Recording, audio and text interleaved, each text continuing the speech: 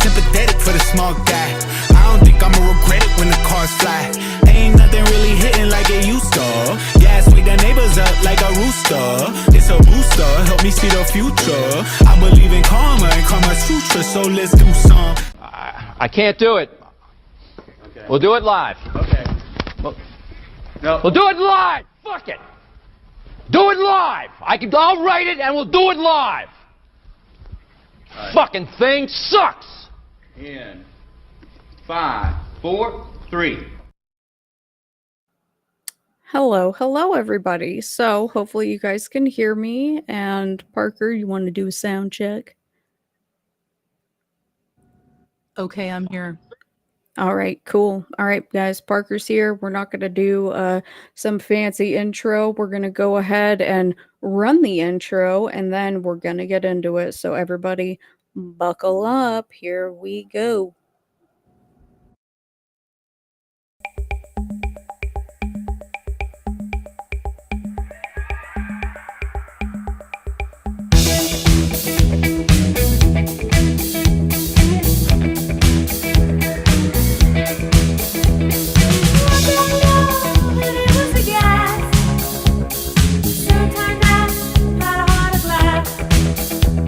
Seemed like a good thing all to go.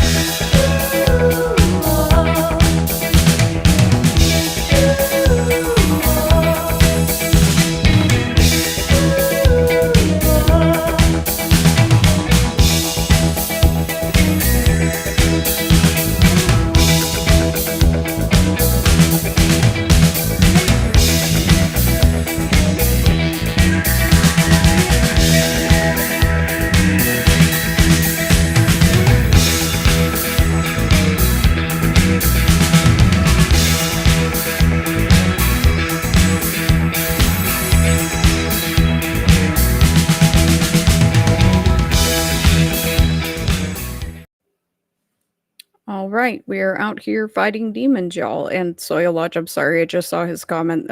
He identifies as a demon fighting girl. Okay, so I guess, we're just gonna have a conversation, guys. We don't want to take up too much time with questions. I'm gonna kind of let Parker do her thing, and then we've got a PowerPoint that we're gonna go through. So, Parker, are you with me?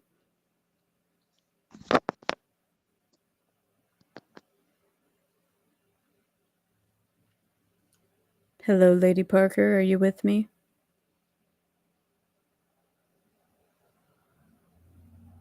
Bueller. Can you hear me? I can hear you just fine, girl. The only thing that's happening is that I can hear you.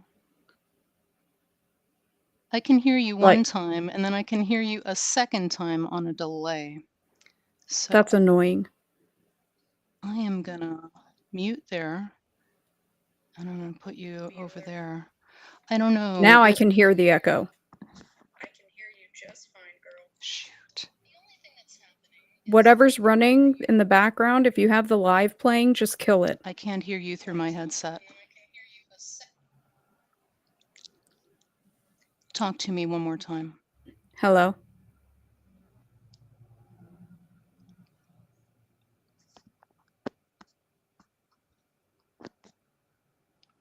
Go to your audio, go to the settings, and click I've got my audio. YouTubes. I've got 2 YouTubes, and I've got them both muted. I just can't hear Dana unless I hear you. Like, I unmute one of them, and I can hear it, like, double. It's echoing. Okay, do this. Can you hear me right now?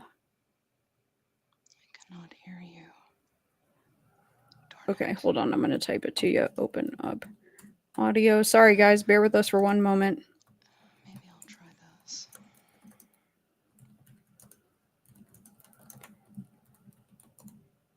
All right, I'm going to give her a second to... Okay, I just enabled echo cancellation. No. Not that one. I just sent it to you in the chat. Go to audio, click the audio tab, and your input, that's your headphones. Switch it to whatever your headphones are. All right, I'm going to give her a second to... No. Not that one. I just sent it to you in the chat. Go to audio, click the audio tab, and your input, that's your headphones. Switch it to Lucian is a poser. I agree, Jack I got that. Parsons. Can you hear me now? I've got that.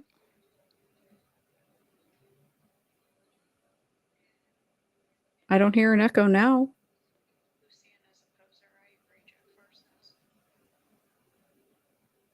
Damn, I still hear the echo. Why was it working earlier?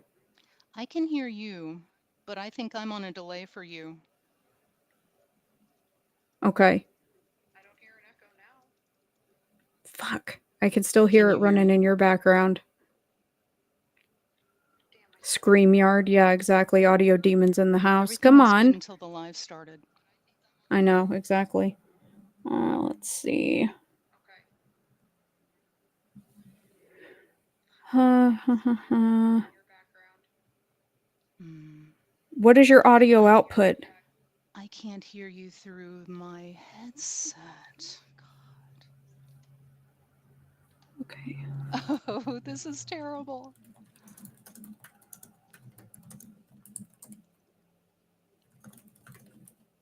Audio output. Sorry, guys. Yeah, the CIA is jamming. Yeah. Well, you know.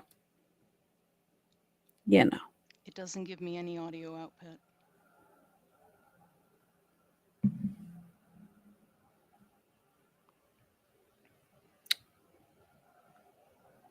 You have your input, which is your microphone, and then your output, which is the headphones. It doesn't give me any audio output.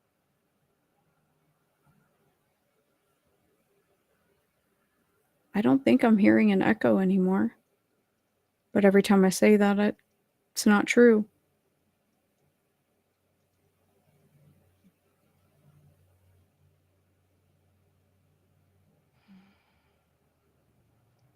Huh.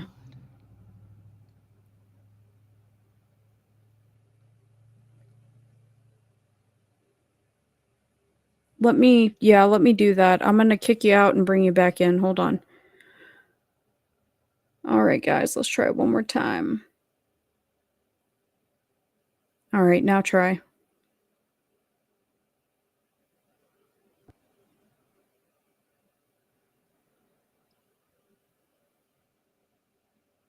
You there? All right, guys, let's try it one more time. Fuck. All right, now try. Can you hear me? Damn. I can hear it, but there's an echo. I don't understand why. I can't hear you. You there? I'm here. I think I'm on a serious delay, though. Everything was good until the live started. You don't have anything else running? And I have no settings for audio output. Okay, do you have YouTube open anywhere?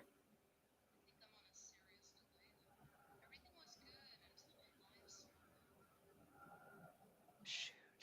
You don't have anything else running? No. Okay, do you have YouTube open anywhere? On other machine. I got it on Close another it. machine.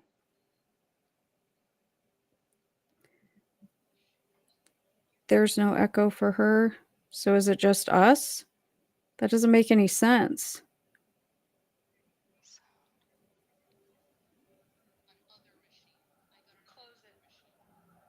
Okay. There's no echo for her. So is it just us? I would make a great IT How about help now? person. No, I wouldn't. All right, how do we want to do this? Any better now? I don't know how long that delay is.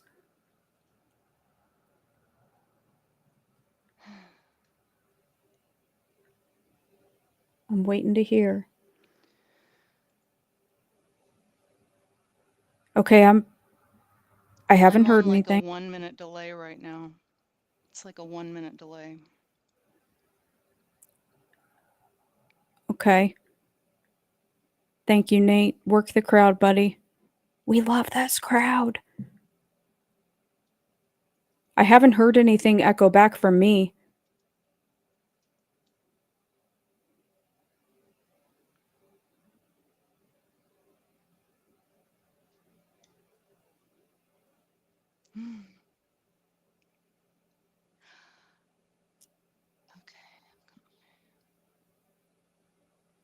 Do you want me to kick you out, like, and completely restart and send you a new link?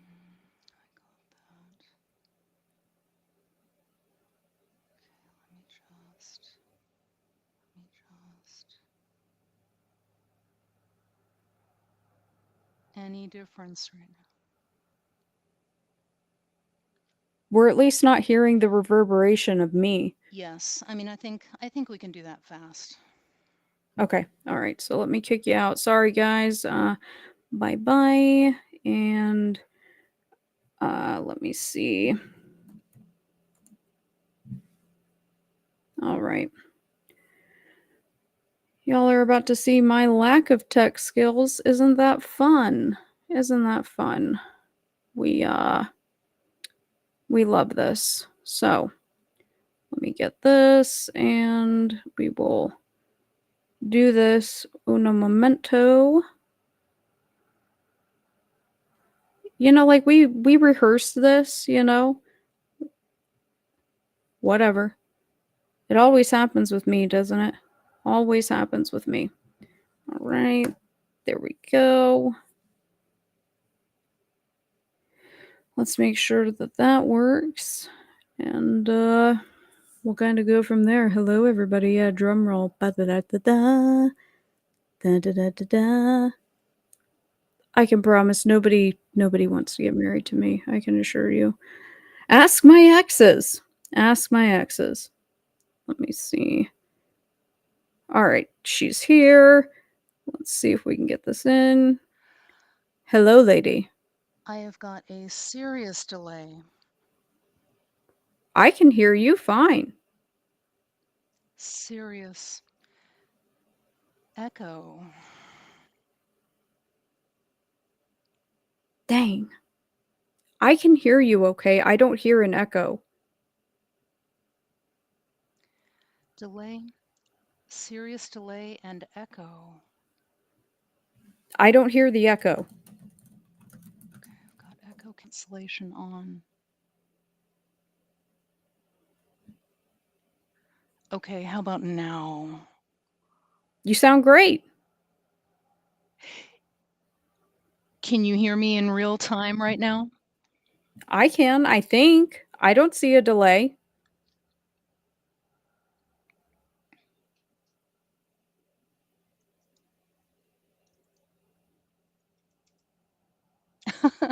I think I'm still on an echo.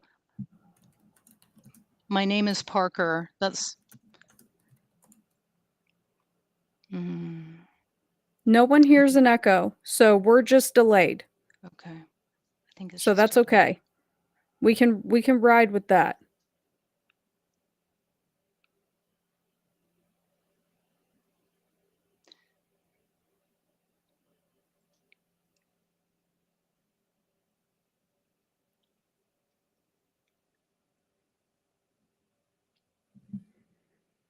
Yeah, it's 5 by 5 for the audience. So we'll go with that. I wonder what happens if I refresh my screen. Take the risk, girl. Do it.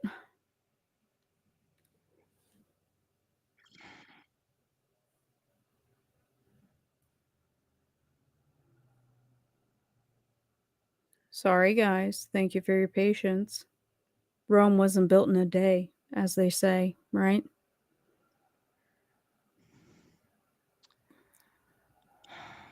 Okay. Whose wand?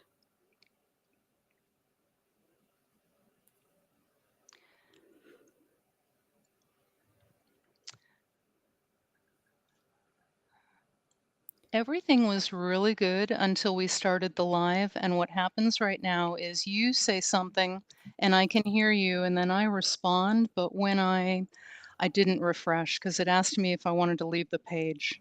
I don't know if you can hear me in real time or not. I can hear you in real time, I think. Okay. So I can hear everything that I just said coming back in my ear again. If it's going to be annoying, but everybody else can hear us. So, are you good with that? Okay. I'll try.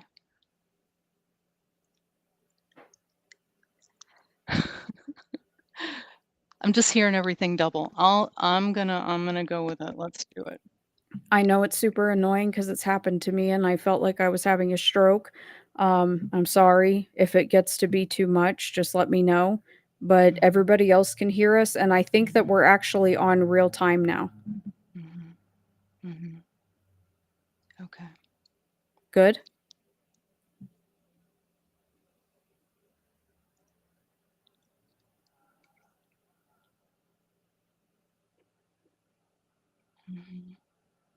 The floor is yours, my lady.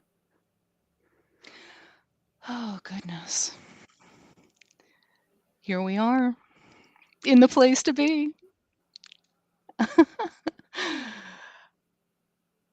If you came to hate, you're in the right place.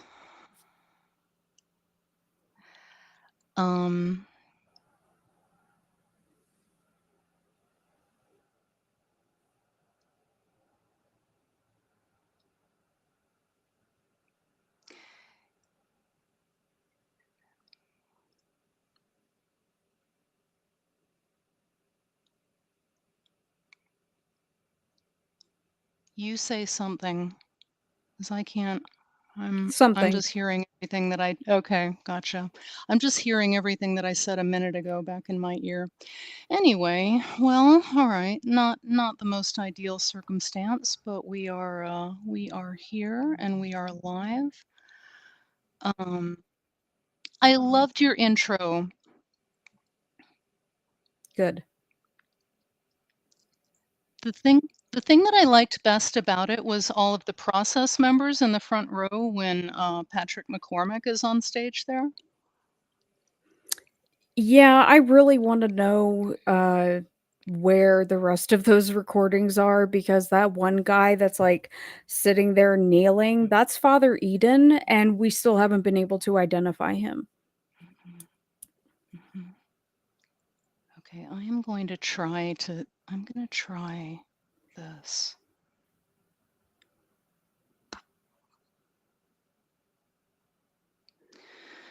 Yeah, this is really hard. I can hear everything that I just said back in my ear, and I can't hear what you're saying. This is so Damn. awful.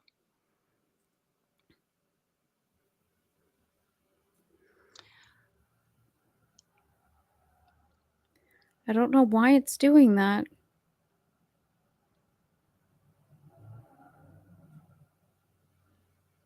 You guys, this was perfect until we went live. It was perfect. We were online. We were on last night talking, and everything was perfect. It's true. Take the headphone off one ear, they I say. am. Or Well, I head. did that also. I did Okay. that all. Yeah, I'm gonna try to go back to the microphone real quick. Okay.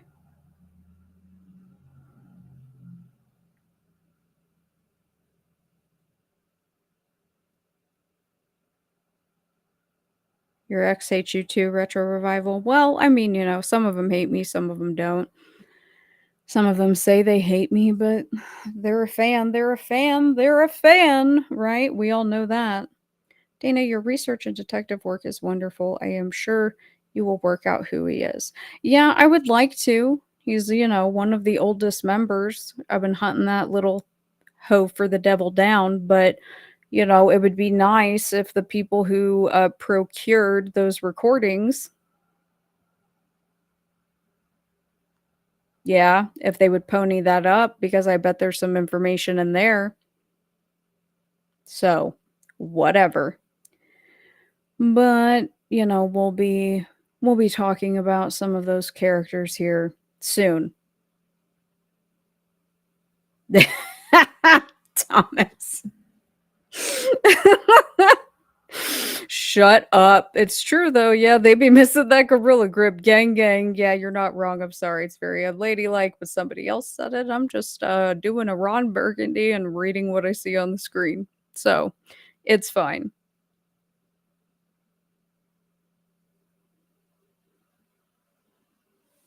Oh, muting my mic as a test. Well, watching from the Philly airport. Well, be careful.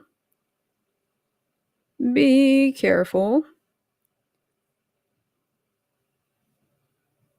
Let's see. I'm here. I'm back. I muted. I unmuted. You notice when I try to do something different or controversial, it all screws up. Yes, I am going to be doing not like a class, but I am going to do a stream about research. Yes. I just have to figure out how I'm going to walk you guys through this so that I'm not like showing all of my account information for my subscriptions. But yes, absolutely. I'm absolutely going to do that because somebody else had recommended that previously. And I think it's a good idea. I obviously can't teach people like, you know, instincts. You kind of figure that stuff out on your own, but you'll get there. And yes, the haters are used to dead air. Touche, Gina G. Touche. What did Nathan say? I told my dog. He said, oh, that's so corny, Nathan, but yeah, that's pretty good. All right, she should still be with us. Are you still with us? It's my first time doing this, guys. It's kind of my fault too. So, whatever. I don't know if you can hear me in real time, but no matter what I do, I've got an echo. Let's see, now I'm delayed again, and I can hear what you're saying right now, and then I hear it again in my ear. And I can hear you fine.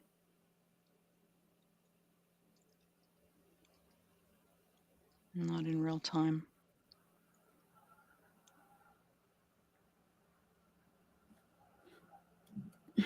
Damn. How do you want to do it? Can I use the same link on another machine? Yeah. I'll try it. Okay. All right. So while we are sussing out some of the technical difficulties, you guys get to sit here and talk to me. The joy of technology. Yes. Based and Dana pilled. Let's not make that a thing.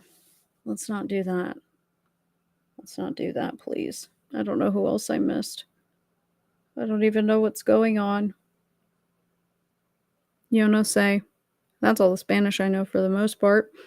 I'm not working blue, keeping it clean. Let me see. What else are you guys saying? Oh, yeah, I love corny jokes. Try unplugging Parker's headset and plugging it back. And Parker's like super jazzy with the webs. Super jazzy with the tech. The skeleton walks into a bar and orders a pitcher of beer and a mop. Y'all are corny. That's pretty good, though. That's pretty good. All right, let me kill this one. Goodbye and hello. Hello. Mueller.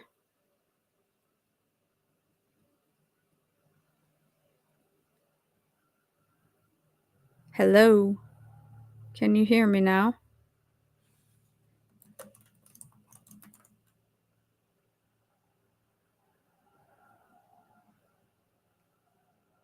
I'm not going to sing anybody a song. It's offensive to ask. I have a terrible, terrible singing, whatever. What do you mean the screen share? I'm not sharing a screen.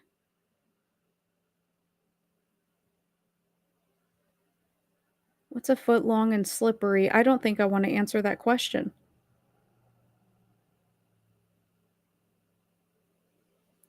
The Loch Ness Monster?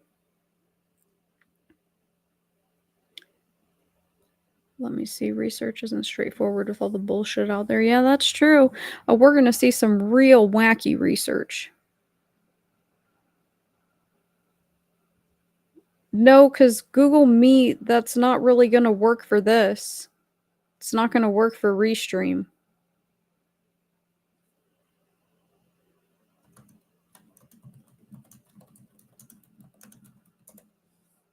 Doesn't stop others from singing. Well, I mean, that's true, but, you know, I'm not going to humiliate myself. A drunk was in front of a judge. The judge said, "You've been brought here for drinking." The drunk says, "Okay, let's get started." That's funny. That's pretty good. I am not singing California Dreamin'. I do not have a nice voice. I sound like a freaking hillbilly because I am one.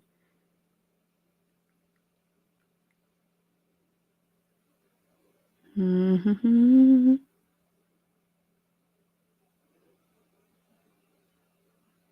I'm not singing. I would have to be Whitney Houston.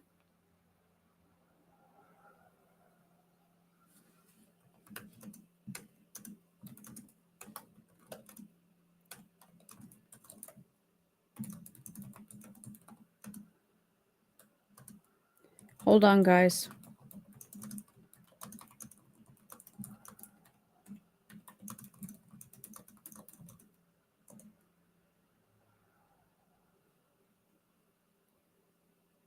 You sound great to me. Well, I mean, I don't know about all that, but thank you. What do you call a cow that stutters?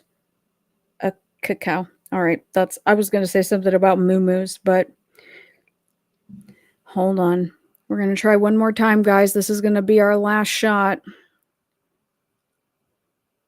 All right, she's out.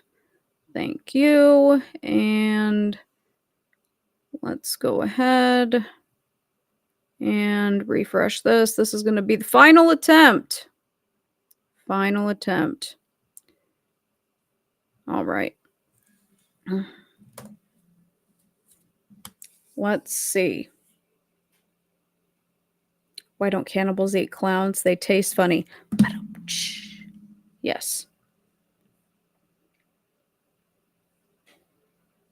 Yes. Clarice Starling would say you're city, not country, Dana, because of your hair, makeup, and attire. Well, I would say that she's crazy. That's what I would say.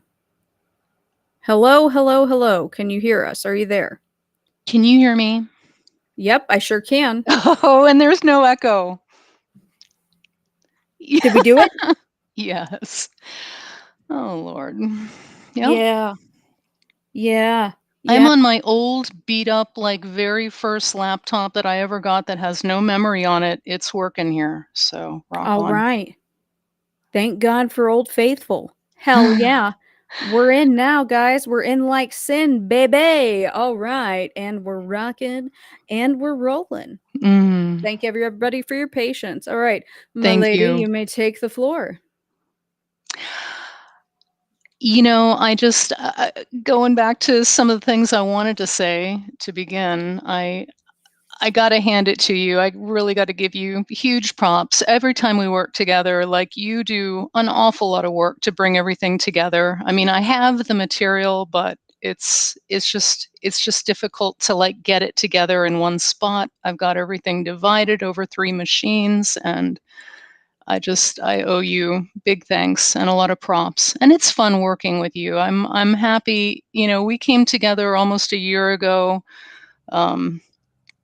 Bonding on the process. I brought my information, you brought yours. I hadn't really been watching your streams very closely, but you really gained my respect. Remember when you delved into the UK High Court Royal Court case? Oh, Um, yeah. I mean, it's just it's um, it's been hard for some of us that have been around for a long time in the community. You know, we tend to be leery of people. We've been through, you know, we've been messed around a lot. But I really love you. I love working with you. I have a good time together. You are the bomb. I trust you. You have great integrity. I love the way you handle the material. So kudos to you. Thank you. And Well, our I love you research back. team. Yes. Yes. Our research team is par none. Par none. I want to make sure that we if I miss names, you tell me, please.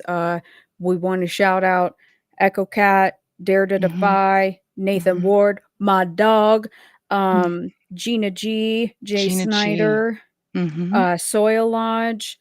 mhm, It's these are some of these people you guys will never see, and mhm, they're in the background, but there's no bullshit, mhm. and it's transparency and open source research with us, and it's I don't know. I think that we have the best crew.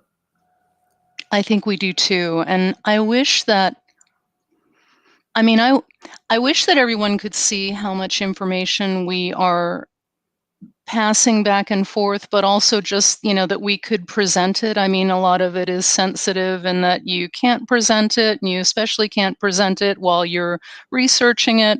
There is that aspect. I know people don't understand. Manny tries to downplay it, but you know, you have to keep secretive on some of it, but then there's just so much. I wish that we could share it all. It's tremendous. I wake up sometimes and it's like, "Oh my god, it would take me the whole day to get through what I just saw, and then to digest it is even more."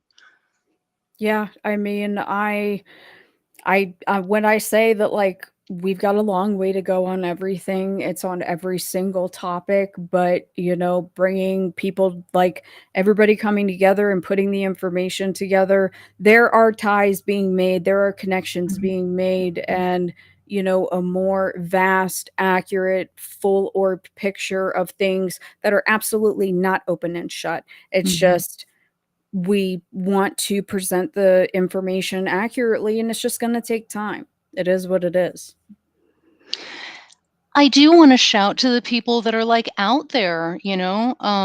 I've been going through someone's comments quite a bit, and I see, you know, a lot of your regulars pushing back. Your audience is really, I mean, you're following anyway. It's kind of, you know, the core group that was maybe in the Facebook groups to begin with, but a lot of that was splintered anyway. Just very sharp, well-researched people. I just can't tell you how much I appreciate it. I mean, you all are fighting the good fight with us, and it's awesome. Oh yeah, we got a bunch of brainiacs. Sometimes I wake up and see the comments or people put stuff in the chat and I'm like, well, I should just quit. Jesus, like these people are completely on top of it. So let me see. Is there anything else that you want to hit on before we get this pulled up? Well, no, I think let's get on into it. All right, so let's go ahead and we're going to start with the chaos aspect of things, and I'll kind of let you take the reins since that was a conversation that you and Dare had, from what I understand. And this is actually at the very back end of this, but there we go. Get that pulled. All right, now let's see if Restream acts real fake and gay now, huh? All right, so cool. Yeah. Dare and Echo Cat pulled this information up. Echo Cat brought the playback screenshots that you're looking at right now, and then Dare to Defy brought like the Burroughs connection. But this really was compelling to me when I saw it because, well, I have always put out this website. It's the Desolation 23 website. That was Patrick McCormick, Father Malachi's website. There's a lot that is hiding in that website, and it's only on the way back, but you almost have to, like when you're navigating that website, you have to move your cursor around the screen and just click wherever your cursor turns into a pointer, because there's stuff hidden all over there. But it really goes into, like, they were heavy Crowley followers. A lot of the rare Crowley works are in there, and you know, chaos magic is the theme.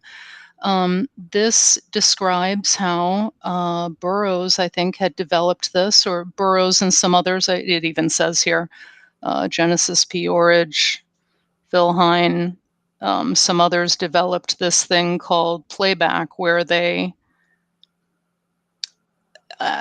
it's hard to fathom how this may actually work, but they sit outside a location and they record like the bass noise from that location, and then they go back the next day and they play it back, and they repeat this action, and they actually, you can see in the second half of this that it causes accidents, it creates fires, you know, and removals, meaning that people pick up and leave the location. But fires, I don't know. I'm just saying, you can't discount this stuff. I mean, I know what we'll hear from the people that don't like conspiracies, but I think it's very compelling. Yeah, I agree. I think it's interesting to consider, especially with all of the fires that were, going on at the time. And I've mentioned it previously, but, I'm trying to do kind of a history of the NYPD, A-Beam, all of those characters. And that tied in with a lot of funny money being moved around and lack of funding and training to handle fires specifically.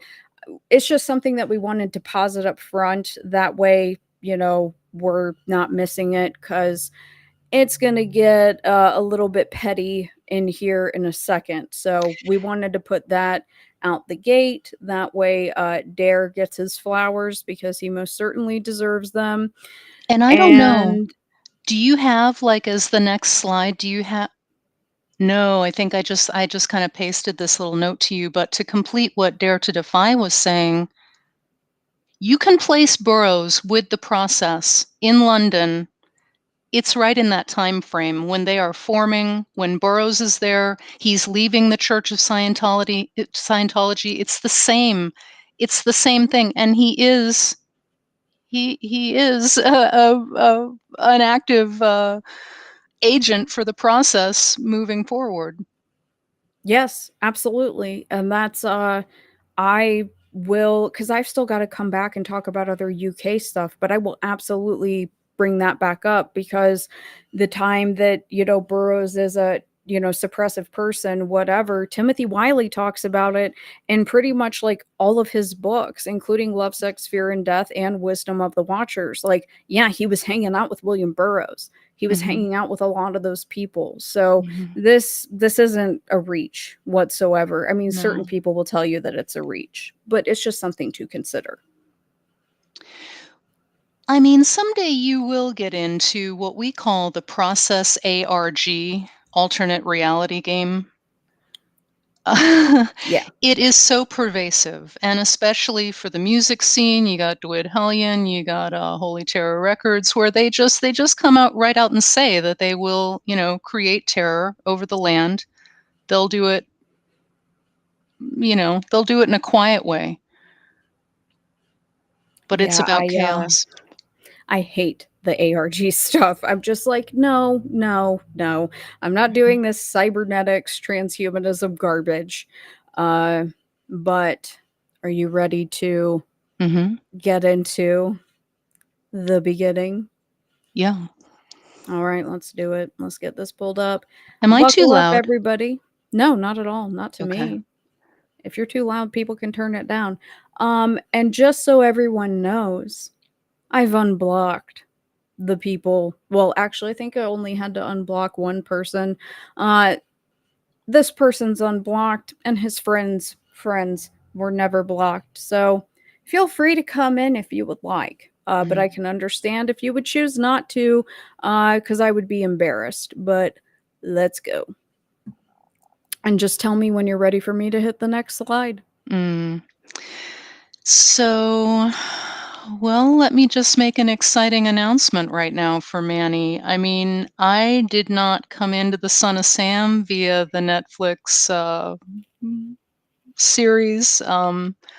I was here a little bit before it because of Manny. I'm not sure how I found his walk and talk videos. I think when I got to his new YouTube channel, he had maybe 2 or 3 gardening videos, and then he had like 2 Son of Sam walk and talk videos, maybe 3. So, I mean, I was right there in the beginning. No idea how I found his channel, but anyway. Um, yeah, in the beginning, this was Manny being all stoic, and you and I were laughing, like, how Manny sees himself versus how others see him. He sees himself all like dread, dead streets, fearful people, me basically working alone while everyone cowered in fear. Yeah. Okay. All right. Yeah. A real hero. All right. Let's go to the next one. Mm-hmm. So he was an instructor at NYBG, the Botanical Gardens. He will tell you that he was the most popular teacher and that he had thousands of popular reviews. Of course, he would say that. I think I found 6. Um, I will be going back through my collected things. Is that something I looked into a long time ago? I think I found 6 reviews. I think at least 2 or 3 of them talked about how they enjoyed the class material, but all he did was talk about political things. And I do believe that that's probably why he was let go. I don't think it had anything to do with maybe not. Yeah, Oh, here's you one of mean them. like this? You mean like this right here, where it says that he had Yeah. conspiracy theories that he would talk about instead of plants? Mm-hmm. I'm clutching my pearls. Yeah. All right, so that's a little bit of background there, and let's see what we've got here. So, Ah, this we're kind of starting with the back end. I wasn't around for any of this stuff. So, I don't know about is this the stuff with Jason Goodman? yeah, so we were all there. Like after a time, I would say Manny started in March 2021, and then I want to say probably by April, maybe mid to late April, he had teamed up, or definitely by the beginning of May, he had teamed up with Jason Goodman. A lot of people had mixed feelings about that. They were together not for too long before they pissed each other off, and then this is how. But we were kind of in this pay platform, Subscribe Star. When they broke up, this is how Jason left it, and it's just really funny. Um, some innocent person came in and said, "Well, how come you guys aren't working together anymore? I thought everything was really good." And then Jason Goodman is like, um, Manny would not be here for you to enjoy if I hadn't picked him out of the dirt and built this business for him. He'd be off of YouTube by now, based on the financial tensions I observed when I convinced him to make a sustainable business out of this, and he would. Sorry, this one is a little hard for me to see, but anyway, just basically Jason putting him right in his place, and he leaves it. You can see Manny's comment underneath. He leaves it there. Yeah, I think that the Jason Goodman stuff is kind of weird. I don't Mhm. have super strong feelings about it, but just the things that I've ascertained from, who he is, his history, what have you. It Mhm. it is what it is. Now I do want to show one slide, guys. I'm going to be kind of going in and out of the PowerPoint. That way, I know what I'm doing. I want to show you guys really quick, just as a reminder for those that aren't on Twitter.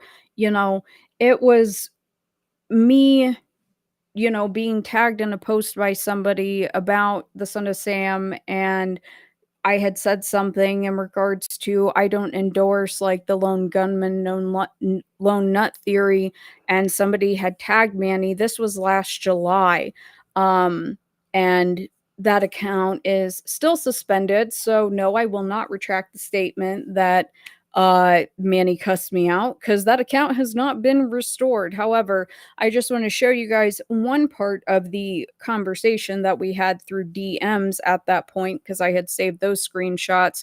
Because this is how I don't know how he interacts with people now, besides the garbage that he puts in his community section, but like this is how he came at me.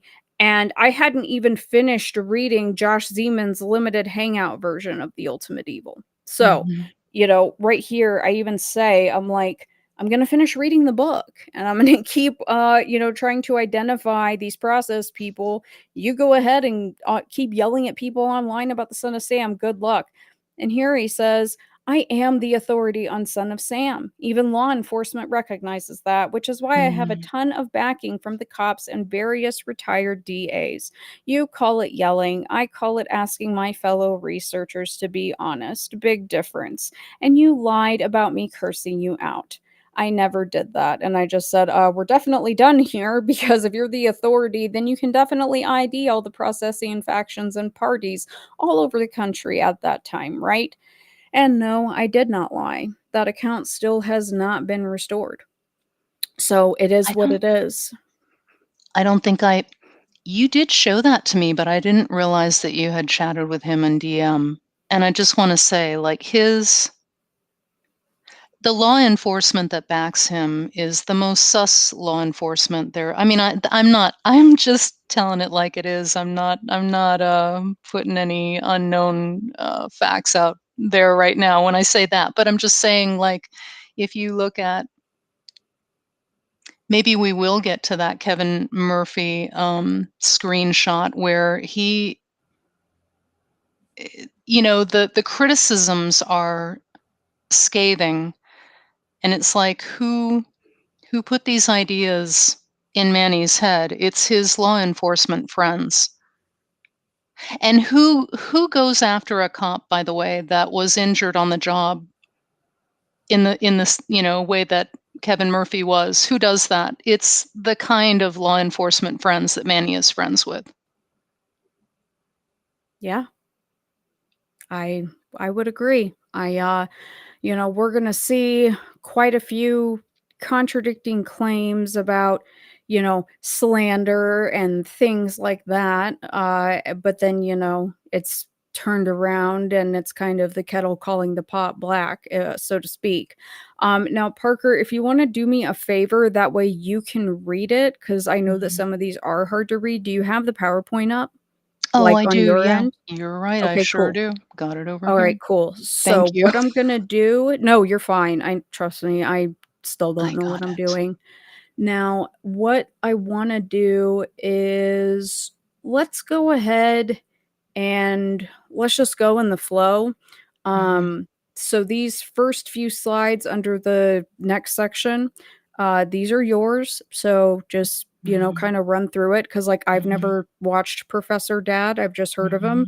mhm, But let's go ahead and let's talk about, because again, whether he will admit it or not, there is at least one streaming platform, probably the largest government propaganda streaming platform, that is going to be featuring the gardener, okay, the Garden mhm, Brigade.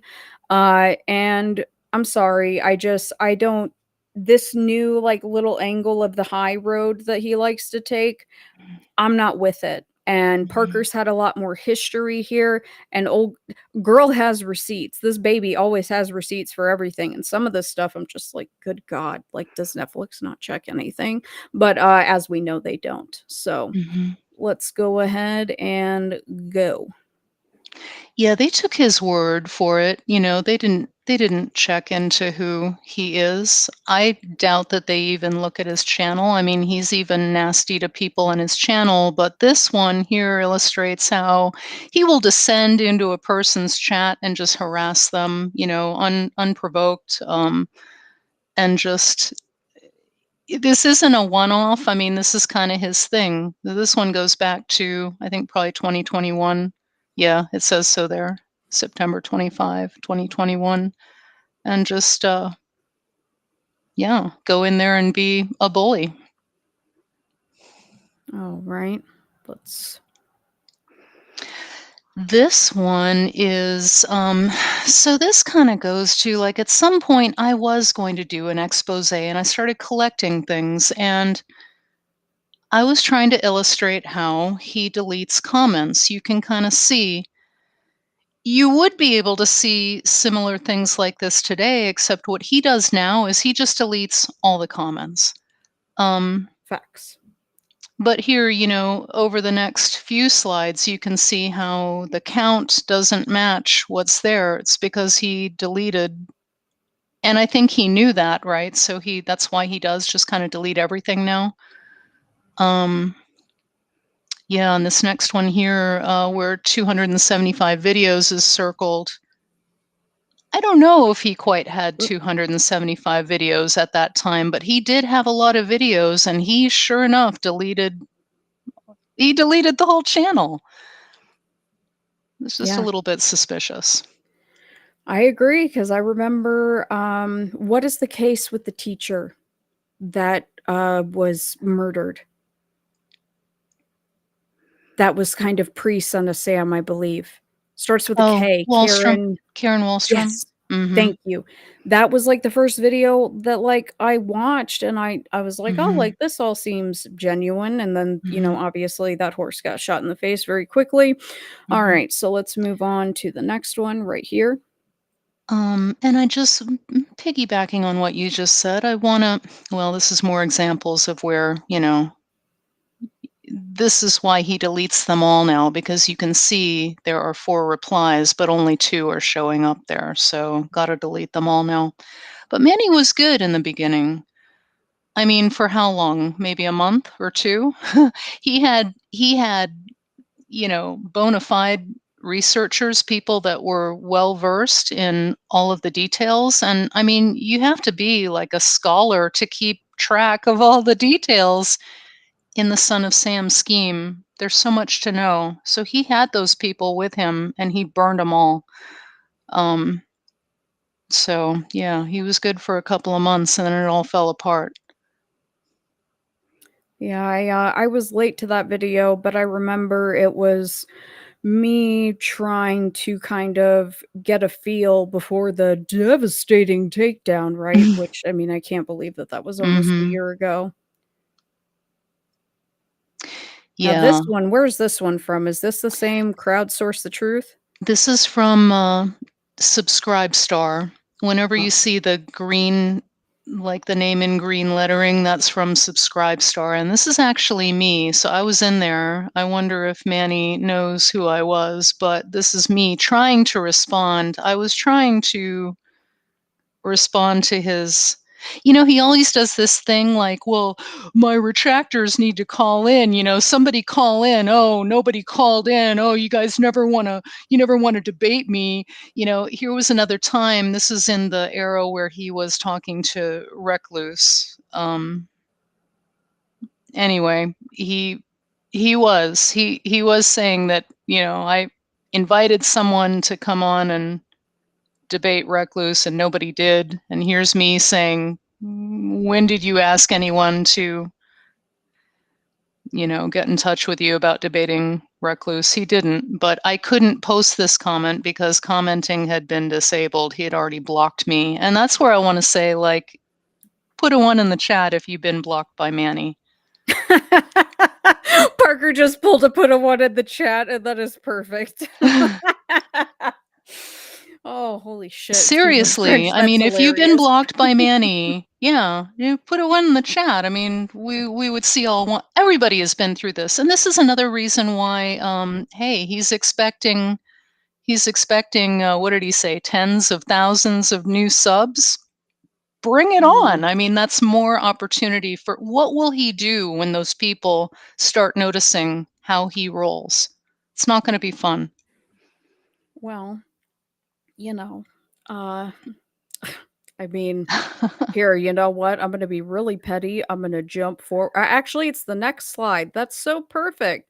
I Mm, know that everybody here has been blocked, and, you're gonna mhm. see by who, because Mhm. when all of that Mhm. devastating takedown went on, well, this was Mhm. the person who got it done. So would you like Mhm. to enlighten people? Yeah, I mean, um, yeah, here's the lovely administrator. I mean, I'm sure this isn't someone that's biased against Maury Terry, right? What tipped it off? Was it, the blood or the, genitals attached to the chest? I don't really Mhm. know. Yeah, it's pretty Yeah, disturbing. she's a real gem. Real gem. So, let's go ahead and go to the next one. Now this one, I'm gonna just kinda Mhm. switch it up and tell you my thoughts when I saw this Mhm. was look at his comment of reminder that on tomorrow member exclusive, we will have another eyewitness to the Untermeyer cult, but this time in the 87 to 88 time period. And then he's mentioning someone else discussing a period in 1976. So, Mhm. how is there a cult? I thought that the cult thing Mhm. wasn't real. I thought that that was fake. Yeah, so you notice the date, August 8, 2021. This is kind of when he was transitioning out of. In this era, I think he was saying, like, Maury let the clock run out. He wasn't full on calling Maury a liar yet, but he was saying he let the clock run out and kept all this information to himself. And, that was the travesty at the time. But yeah, I mean, Byrne came on a few times and told her stories about seeing dogs' heads and or dogs' carcasses with no head. Um, she visited the cross on the tree with him. Anyway, she had some stories, right? And then all of a sudden, you never saw her again. Yeah, I've seen a handful of those really old interviews, and To me, it's very insulting to some of the people that, told their stories as victims of some of those Mhm. situations, because it just made it seem like it was a major flip and calling those victims liars. Mhm. True. I do want to say before I forget that if you go on Odyssey, Jason Goodman has a number of these older videos. Not a real vast selection, but he does. I'm sure he has some burn on there, and he's got, I want to say, like a dozen to 20 of these old videos on there. Noted. All right. Well, maybe I have to start ripping them. Ah, hey, Netflix, pay attention to this one. Hmm. Yeah.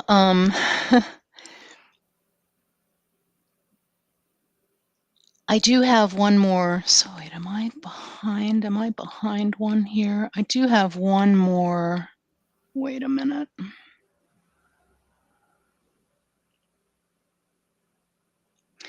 I do have one more that this is Netflix. I'm gonna pull that I out. have that one. I have a separate one for Netflix, one of the ones that you sent me, Oh, wait a minute. but this one is just more about, like, because we have the Netflix section. This is more just about the nastiness. I can see it now, and I was wondering if maybe you had updated, but I can see it now. My apologies. So this one, No, oh no my worries. God.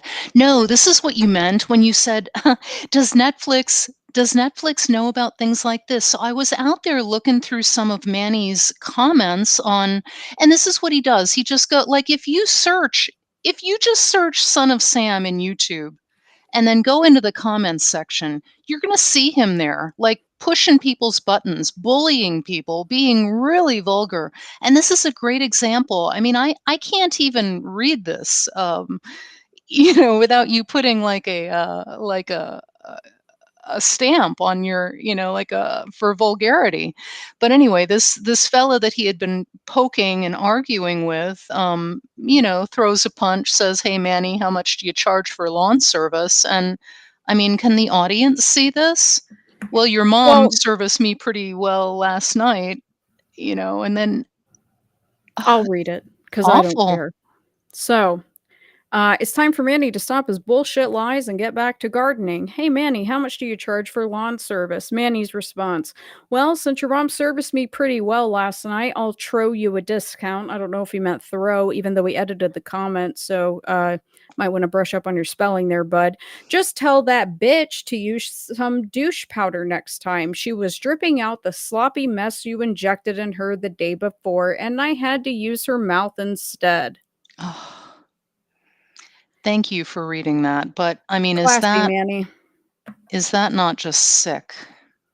Reminds me of someone else that I have to deal with that Manny seems to be a fan of, but let's go to the next slide. Hmm. Yeah, so just to show that wasn't a one-off, he does kinda, "Yeah, I did by your mom last night. She left a rash, though." He does. Yeah, he sure does. And the one that he loves to deny, and we're gonna get into some more of this. However, just as a reminder in regards to this individual encouraging revenge porn regarding me. And he accuses me of being on a paranoid trip about him being a disinfo agent and covering up for the process. So, he also calls me a drunk bipolar mental case, even Mhm, though what I'm coming up on, what is it, 4 years sober, January 1st. mhm, So, let's go ahead and move on here. Echo Cat mhm, shouting you out. That's my dog. mhm, So, as you guys have seen, some accounts of Manny's are suspended, or, he deletes them, whatever. But when he was coming back onto Twitter and kind of starting all of this BS, Echo Cat commented on another one of his accounts, and he was like, "You deleted your other Twitter after the there we go, the Bader episode.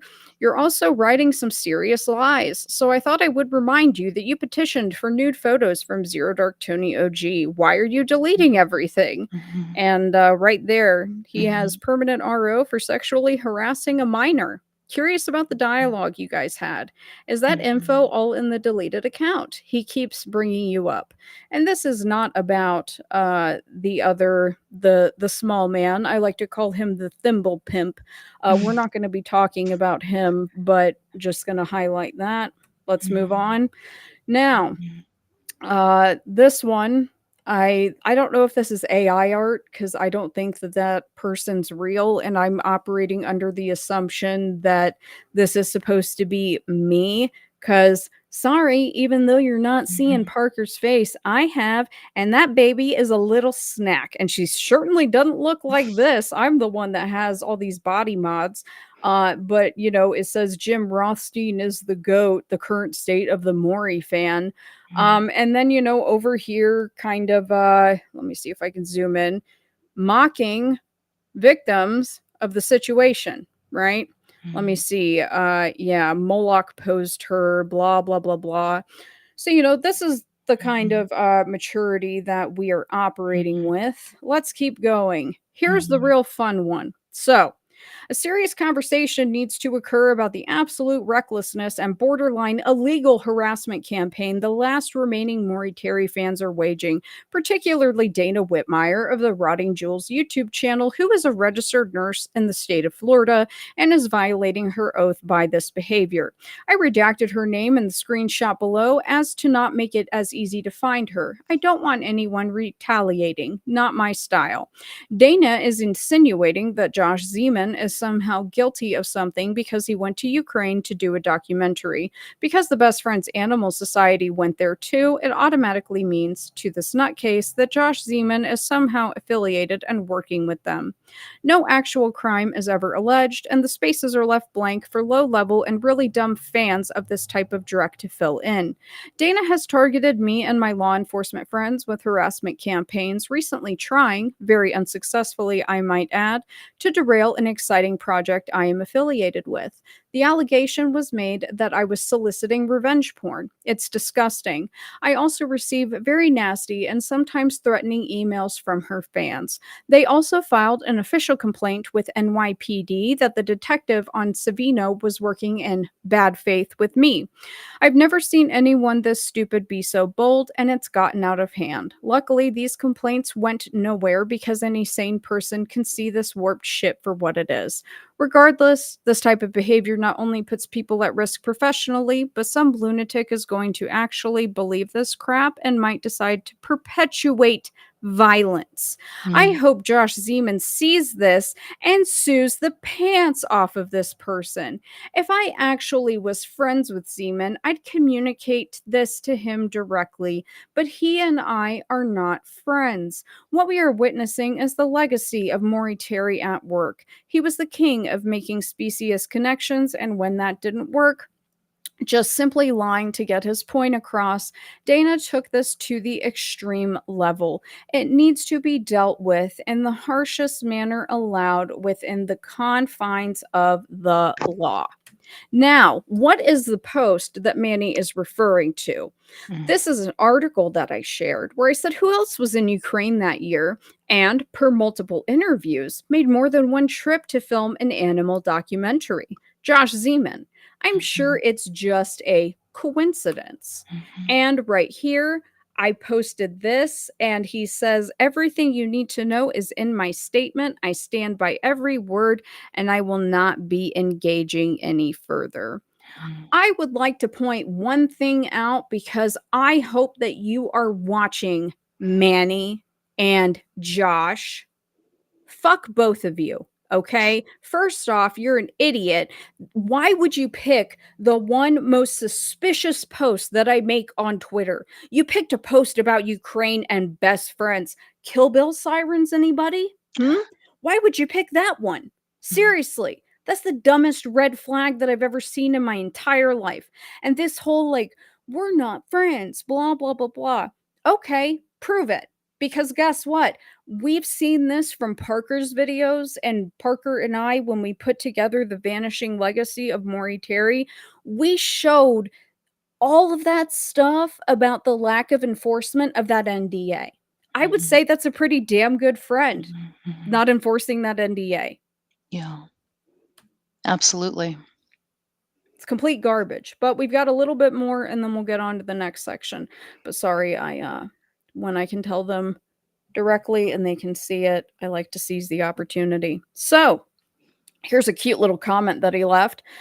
Speaking of the lies of Dana, you should hear the whoppers she tells about me and my family. According to her, I am a process anchor baby. You are, in my opinion, Manny, whose father is part of a 50-year plot to cover up and whitewash the involvement of the process in Son of Sam.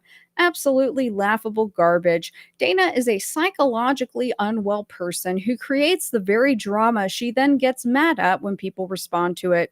She also is extremely nasty and vindictive behind the scenes. She recently called in a fake Me Too report to an entity I am involved with in order to derail the project.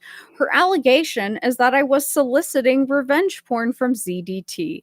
I actually find ZDT to be equally vile as Dana. Karma is a bitch, and it's catching up to Dana. She deserves all of it because of her disgusting, vile, and trashy behavior in this public sphere we call YouTube. However, we have that screenshot that says show the nudes. Yep, exactly. Now, this one, Parker learned about today because I didn't realize that I had not sent it to her.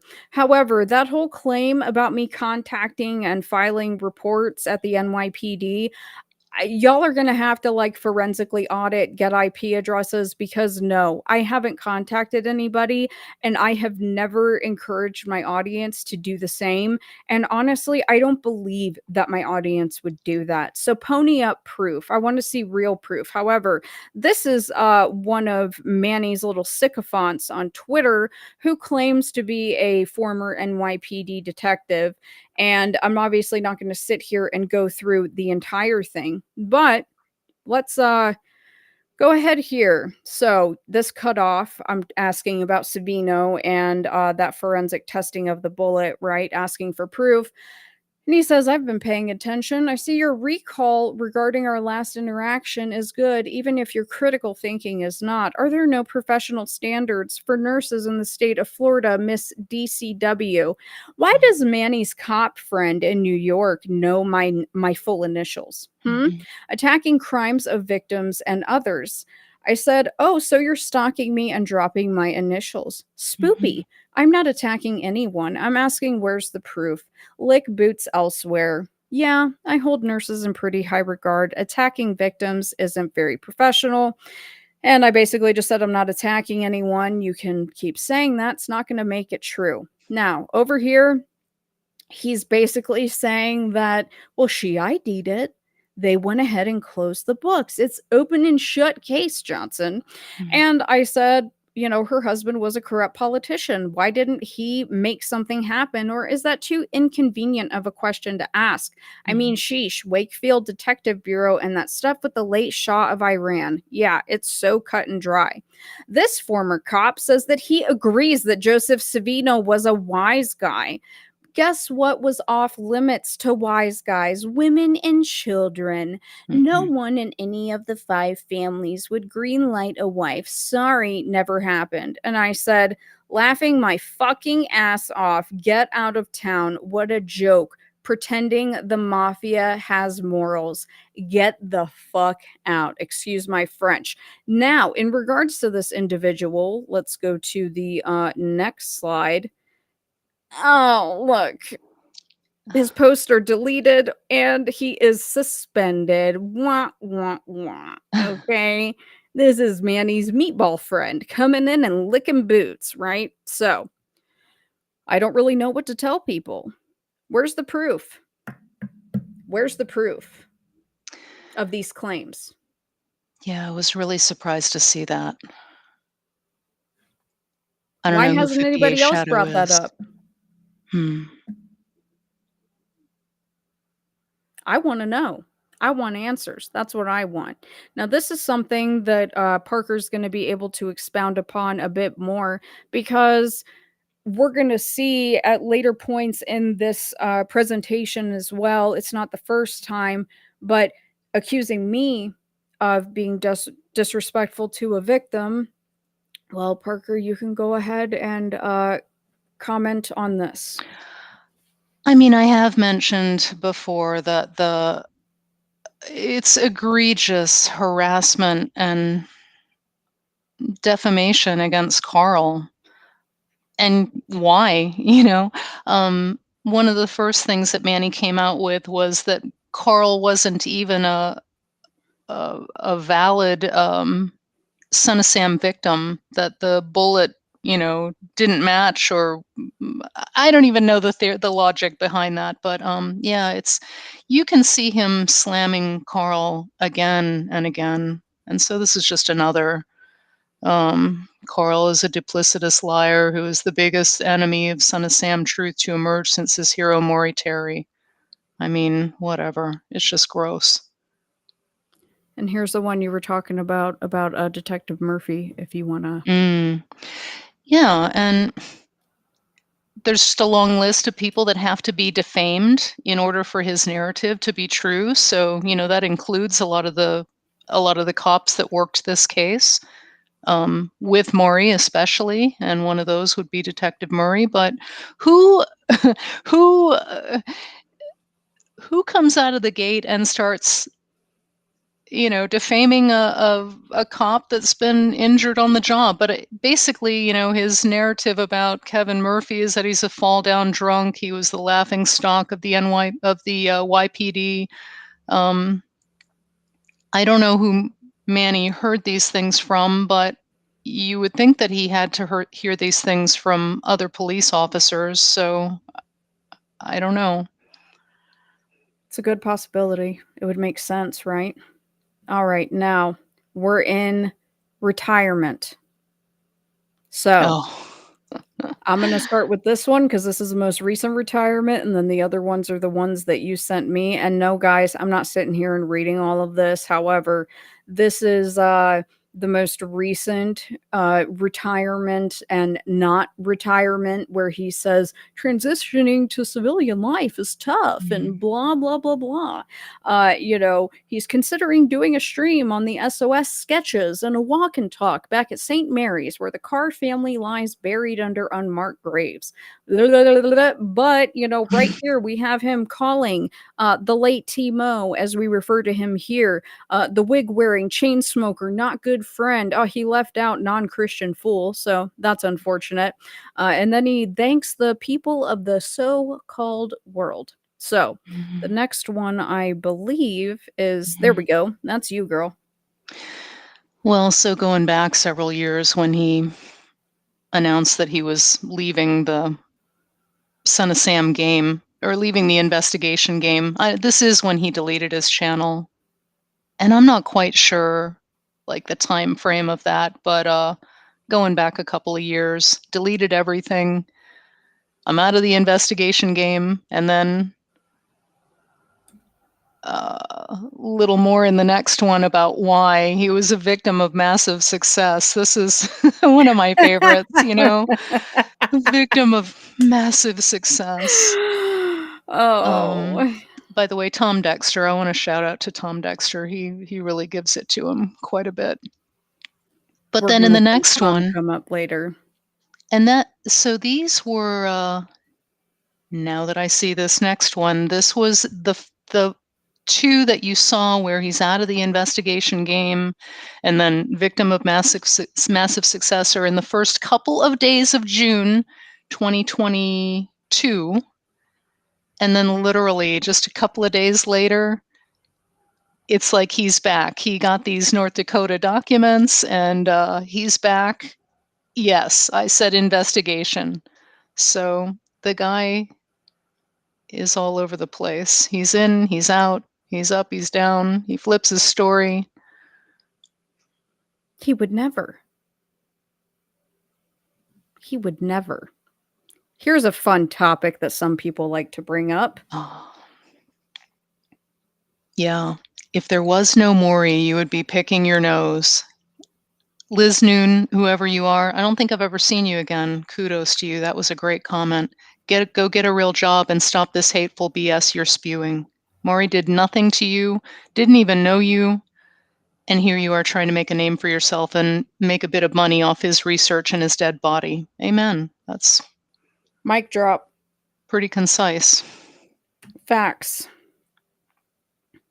In this next one, so this is a subscribe star. You see his name in red. He was the keeper of the account there, or the channel and subscribe star. But anyway, he was showing that. I mean, he had Maury's documents at that time, and he was showing them pretty liberally at that time behind that pay screen. I think knowing that it would never get back to Zeman. Well, we came to find out not that Zeman would care, but you can tell by this photo here where Peter Quinn's eyes are marked out with the marker. That is from the files. Yeah, so about that, because I have mentioned this before, guys, and I'm working on it, I would like to ask everybody with a fully developed frontal lobe, does anybody think that someone like Maury Terry would scribble out people's eyes in his research files? I don't think so. I don't think so. I don't think that that's how that works. And, I don't accept the fact, and I say fact now because I've gotten confirmation that, those files were handpicked. They were, selected, what was provided to the public. I'm not going to say who told me because, quite frankly, at this point, it's really no one's damn business. And I have not been refuted factually from this individual or anybody within his camp. It's not my problem that the cherry-picked files were laundered to the public as the entire thing and as truth. That's not my problem. That's not my burden to bear. Okay? The impetus is on him. Okay? It is what it is. Now, this we're going to just kind of run through very briefly. We've got just 3 slides. In regards to the controversy of dad, right? Dad, because a lot of silly claims are made. But let's go ahead and take a peek first at demands being made of me. All I would like to say is the audacity. It's the audacity for me. So on the top, we have a held comment. For the record, whoever Jim Bob Grossman is, he is not my father. This is shameful, and you guys should be embarrassed that you fell for this. And then down here, you should apologize for saying Jim Bob Grossman is my father. It isn't. I should apologize? Okay, whatever you say, bud. That's not going to happen. Now, this one right here, and I thanked Parker earlier for grabbing this because I had forgotten to grab it. I think the one regret I have about my video series are my critics. I just don't have smart ones. God, I would have loved to debate people about Son of Sam, just hash out the issues on either side. But instead, all I get are the lowest of the low who call my father a Jewish communist and who say he ran Jeffrey Epstein's empire. That, and I was placed here by the process, and my role was to squash the truth. Just really low-level crap. It makes me sad more than anything. So, did I actually say that his father... At first, it was that he was a part of Operation Mockingbird. I never said that, but now we're moving on to a bit of what some might call like a little wag the dog, right? This is what he's referring to. I never called... Did I say anything of the sort here? I said PR is clearly the name of the game. And I highlight Rubenstein Associates, that Rubenstein was the PR guru per that article for Epstein. And down here, at one point, yeah, Jim Grossman of the Howard Rubenstein PR firm was hired to spruce up the image of the Harvard Club. This is in relation to Epstein's time with Harvard. Yeah, that's it. And down here, I'm quoting where I'm discussing, the hero, Robert Klein, who solved the Savino thing. That's it. I never called his dad a Jewish communist. Did you call his dad a Jewish communist? I guess I gotta ask. No, I mean, none of this was ever said by anyone I know. I never saw any of this. Neither did I. Receipts would be helpful, but we all know that that's a little bit too much to ask at this point. But who is Jim Bob Grossman? There's a question because this person was in Manny's chat saying like, rah, rah, rah, keep going, we love you, Jim Fay. Maury Terry was trash, Who was this person in Manny's chat cheering him on? It's just a little weird. We're allowed to ask that question. Absolutely. Absolutely. It's not, and I'm sorry that the information regarding Jim's career was not brought forward. I think that the information that I presented, I wasn't making truth claims. I was asking people to evaluate if there might be what some would call a conflict of interest in regards to being the PR guy for the freaking uniformed officers, like coalition for the entire state of New York. Might seem like a conflict of interest. And Abita, I'm going to answer this real quick before we move on. Yes, I have absolutely mentioned him. And yes, it would appear that there are, I don't know what the ties are. Manny has a very strange habit of showing up and getting into my chat when I'm talking about things regarding the thimble pimp, the little man, 5 foot fuck all, as I refer to him affectionately. But is that a coincidence? Does that make me a stupid conspiracy theorist? Am I a conspiratard? I don't really know. Now this next one, you tell me when to hit. I want to Go ahead. add to that, though. Manny does have a knack for glomming onto one's enemies, so to speak. He has a knack for that. He's done it. They become his Facebook friends. He does that.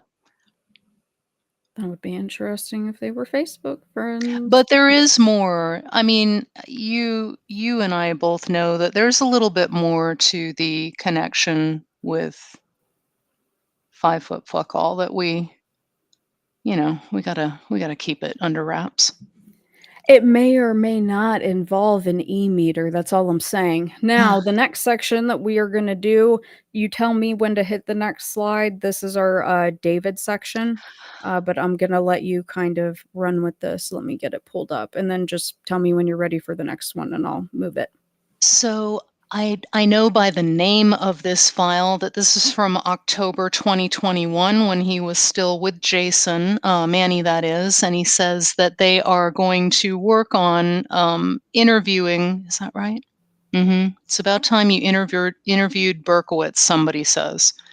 At least start a correspondence with him.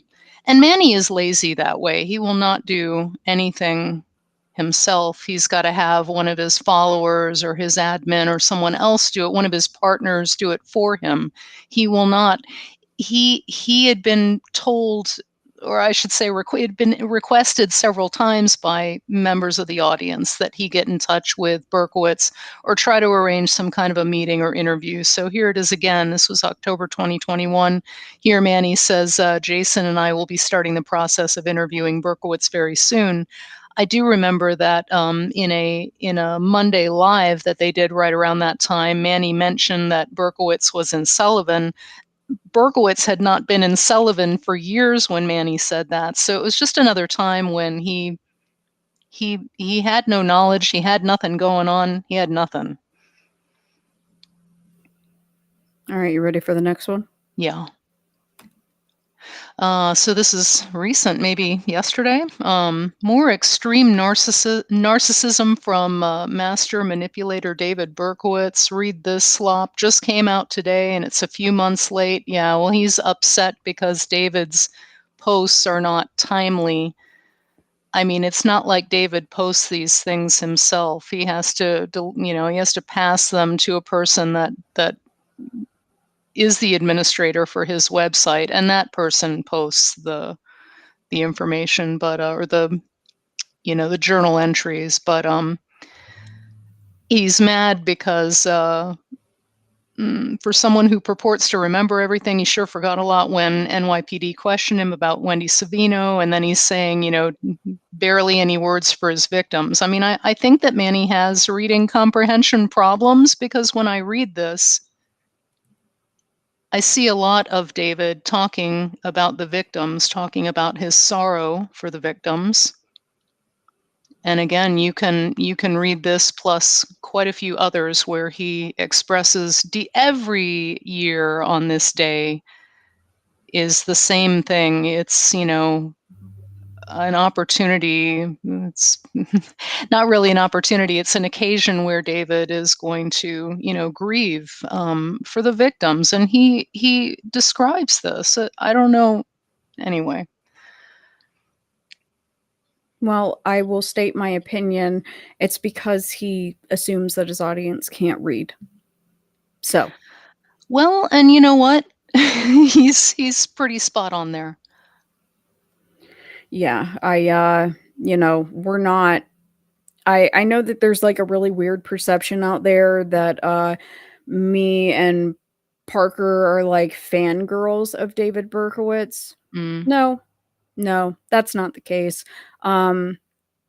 People are allowed to look at things objectively and see that it's you make your own opinions. And I've already told you guys, I'm not here to tell anybody what to think. Parker's never pushed any of that on me, and that's why we get along. But when you see David's writings for himself and you put into context of the times, especially when he was coming forward with the, cult narrative, so to speak, the truth of the case, it's, no wonder his throat got slit and no wonder he shut up, right?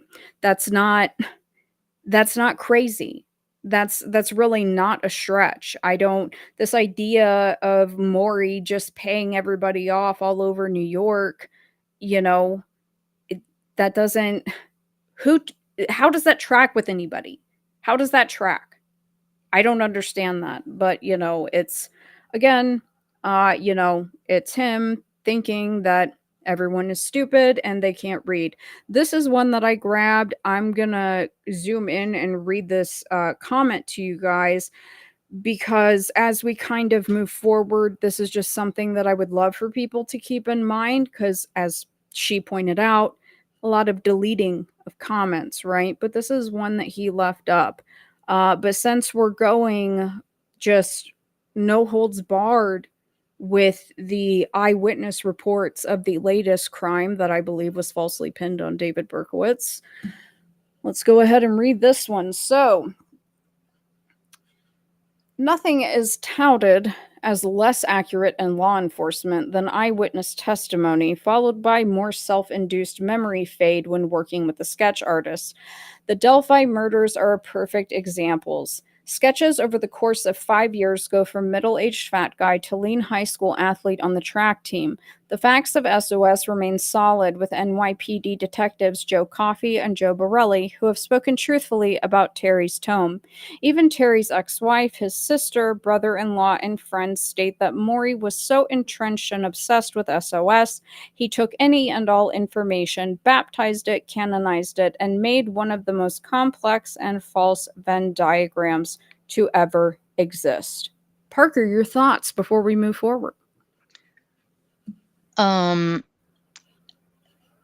been really hesitant to talk about this Maury memorial out there. I do believe that they have comments closed at this point, and it may even be because Manny and his trolls have tried to, just spam the shit out of it. But yeah, I take offense here when he says Maury's ex-wife, his sister, brother-in-law, and friends state that he was so entrenched and obsessed with SOS. I mean, okay, he was pretty entrenched in it, but there's nothing in their behavior or the things that they've said since. I've spoken to his ex-wife quite a few times. There is nothing but, for Maury, but a sense of loss, missing him, that he was fighting the good fight, that they respected what he was doing. That's all I have seen.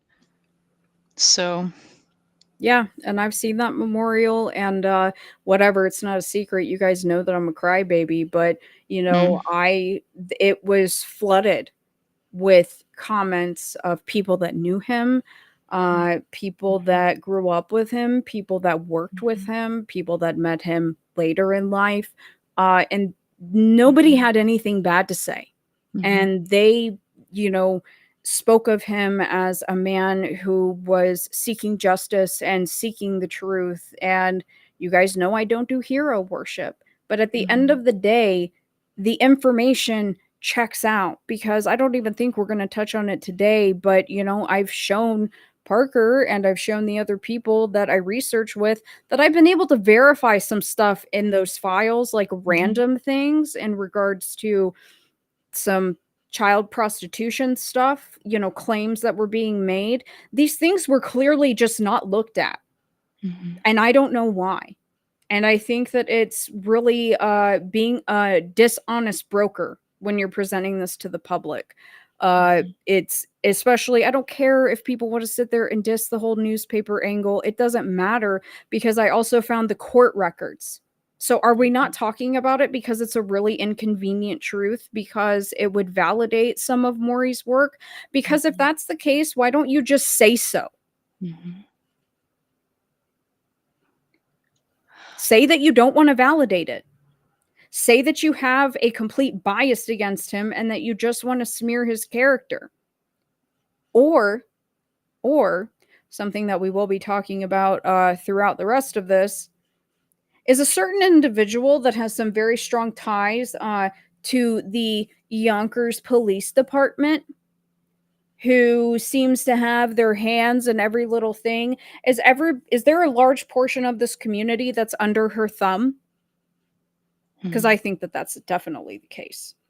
I wanna just second what you said right there, though, about validating his work. I mean, we don't take everything at face value that's in those files, and sometimes you're just in the files. You want to find out more about a particular thing that isn't really. Well, I kind of think that Maury was a little bit like, or I'm a little bit like Maury, I should say, in the sense that I'll have pieces of information that are just kind of scattered all over. So whether it was whether the investigation was into a smaller detail, was rounded out, is you really have to have all of the information to know that. We don't have all the information, but all I was going to say is that you might be trying to flesh out a small detail, and you get into, I mean, we have definitely fact checked a lot of his work and come to the same conclusions and more. And there are many more ways to verify things than newspapers and court records. I mean, anyway, there's a lot out there.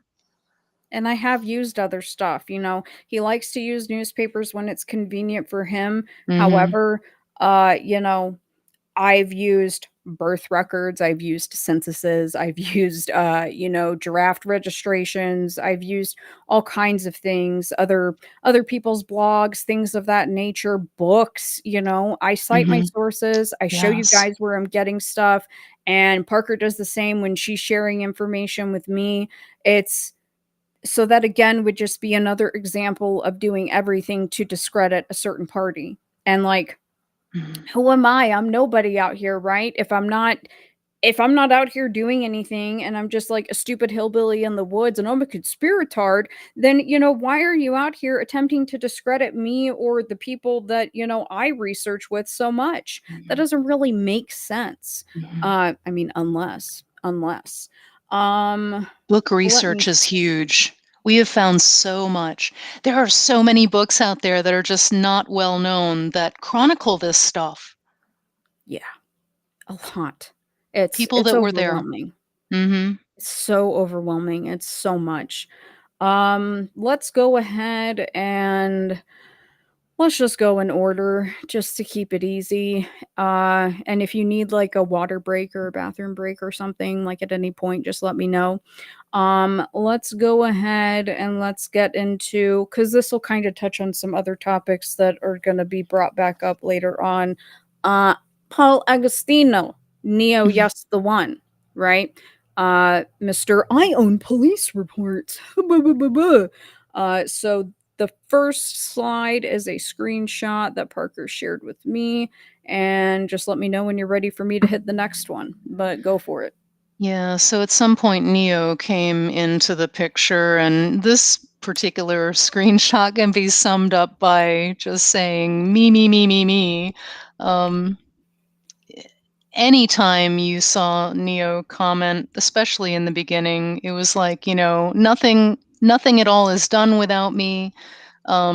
He claims to have hooked Manny up with John Comparetto. That's not actually true. Um, uh, Without me, there is no project, he says. He worked his ass off to be able to claim that. I mean, yeah, and he's always a little bit tired of, saying insulted by the people he fed with this project, but he's always demanding more and more recognition for what he did. I don't think. I mean, I don't actually know what he did. I'll just be honest. I don't actually know what he did. I'm not really a respecter of what he did. I've heard him say that. Didn't Maury look in Yonkers? It's like, dude, why didn't Maury work with the police? It's like, dude, I mean, it's like when He Dana did. says, let's pretend it's opposite day. That's kind of Neo. Yeah. And this also kind of looks like that Jason Goodman comment, like me, me, me, me, me. All right, let's go to the next one. There you go. Yeah, you stole from me again. Everyone's always stealing from Neo. And you're fake, you're Allegedly. going to be exposed. It's the same song and dance. You can look at his comments today. It's the same shit over and over again. And it sure is. This one's fun. So here, this is what is it? Gutter talk from New York to London, something like that. But right here, we have one of my favorite individuals. It is opposite day. Right here, thanking Neo for helping him find the November 1976 true crime magazine that Berkowitz used to pattern his wall and note writing from. There was an article about it in the 40s. Serial killer William Hirons, who wrote on walls and left notes at his murder scenes. So there is Paul Hart Berger, or Paul Berger Hart. Thanking Neo for his assistance. It just seems like there's a lot of weird crossover with a lot of these people. Now, am I going to sit here and rehash all of this? No, but I would love to remind people in regards to it's the Sirlac Siriani Sherlock report. Sarasi. Sarasi. See, look at how dumb I am. Sarasi. All right, so this one. I didn't realize that was the same report as the quote unquote stolen Yonkers police file. You learn something new every day, isn't it beautiful? But here he is saying that it was his file, right? And me reminding him that he doesn't own police reports, and he has a unwarranted sense of self-confidence and thinking that he does. And I stick by that, absolutely. Now, over here, this is an older stream. I believe this was the one about the Aftermath Foundation and their direct connections to the CIA. That's not a conspiracy theory. That's just a fact, and I've proven it because that stuff comes out of ATAC's own mouth. However, these emails right here that you guys see, and because I just don't care anymore. That email was from Paul Hart or Paul Hart Berger, right? But for whatever reason, Neo Agostino, yes, the one, had to come in and leave this comment. I respect all, but I must do what is always right. We Carr and the Carr family are innocent. I am not a fraud fake like Manny Grossman. These are my people, and I stand for them at all times in my city. The story will be told very soon. I just ask that you leave the Carr family away from David Berkowitz, as they are innocent, and I can prove it to you like I did Manny Grossman.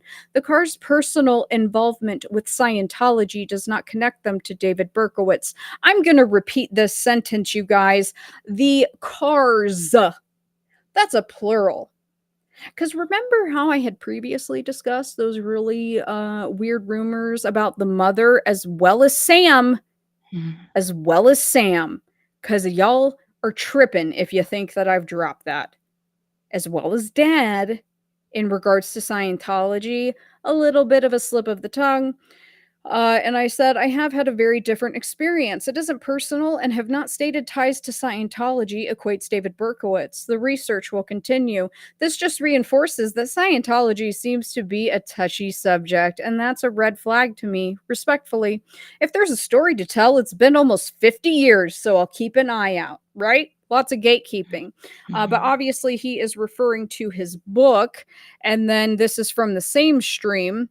He said Josh Zeman was left Maury's files and went out of his way to bring them to you through people he trusted.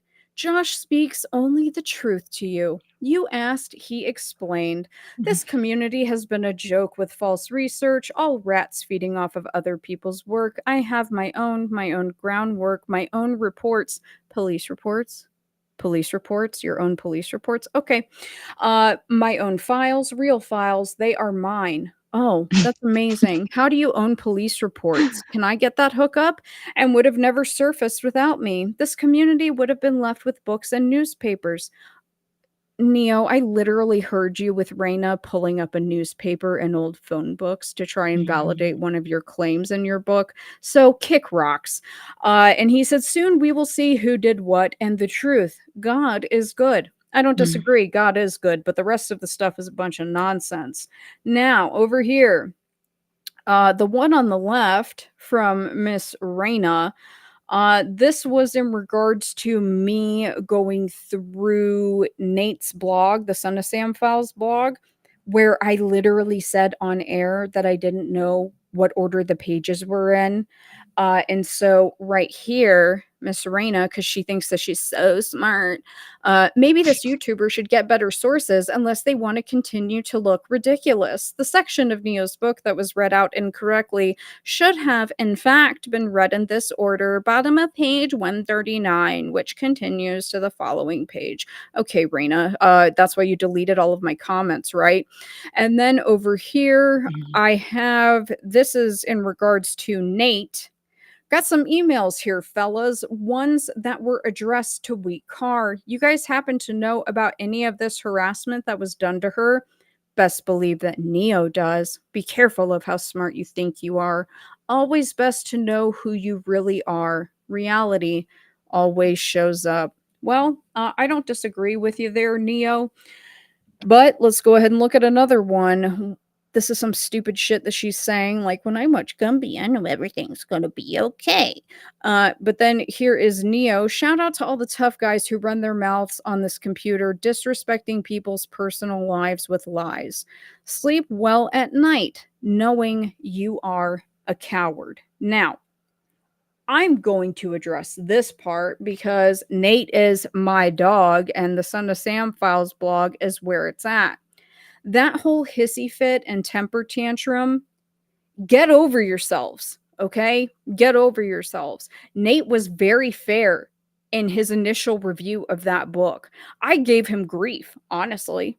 I was like, come on, man. I was like, drag their asses, you know? And he was like, no, I'm going to be objective and I'm going to be fair. And what did you guys do? You threw a hissy fit. And it wasn't good enough because it wasn't a slack-jawed, drooling review of, this is amazing. No, sorry. People aren't going to like it. It is what it is. That's life. Maybe don't write a book if you're expecting everybody to like it. I don't really know what to tell you. But, this whole nonsense between you guys, I mean, I don't know. Do you have any thoughts? No.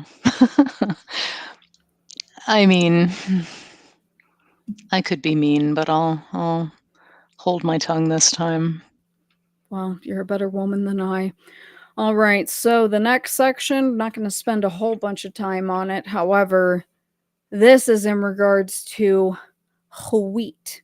Okay. I'm sure that she's watching. And if not, I'm sure that my live stream will be playing on a projector in her backyard while Lucian, Neo, and Manny are all being hosed down and whipped with a wet rope simultaneously while she screams, "Call Maury a wig wearing chain smoker again." And they're eating out of dog bowls because that's literally how I imagine the situation going on.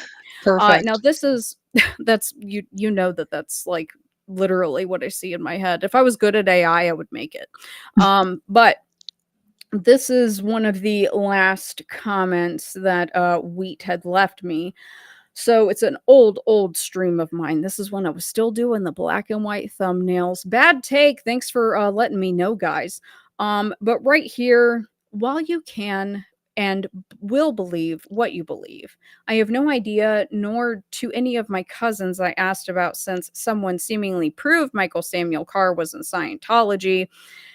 And down here, obviously, I'm going to show you guys the other responses. But as I said, and as we have always done, they have and will be made available to any legitimate agency. I'm asking for documentation in regards to the lack of Sam's middle name because Grandpa had the same name, right? So Michael being Grandpa, I'm assuming Sam being Michael too, and then Michael Carr, the young Michael Carr who passed away, being Michael the third.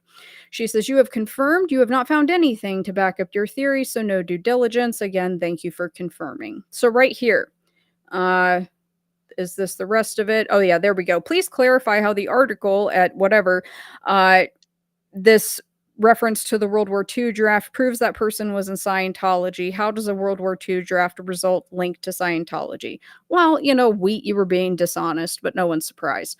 I didn't state the draft relates to Scientology. I've detailed this in other videos. That draft times up with when Sam joined the service. The details regarding LA and Scientology have already been discussed. She said, next question, do you a date of birth for this person, Michael Samuel Carr? Better yet, a copy of his birth certificate or any verifiable resource with vital statistics to give some credence to your assumption.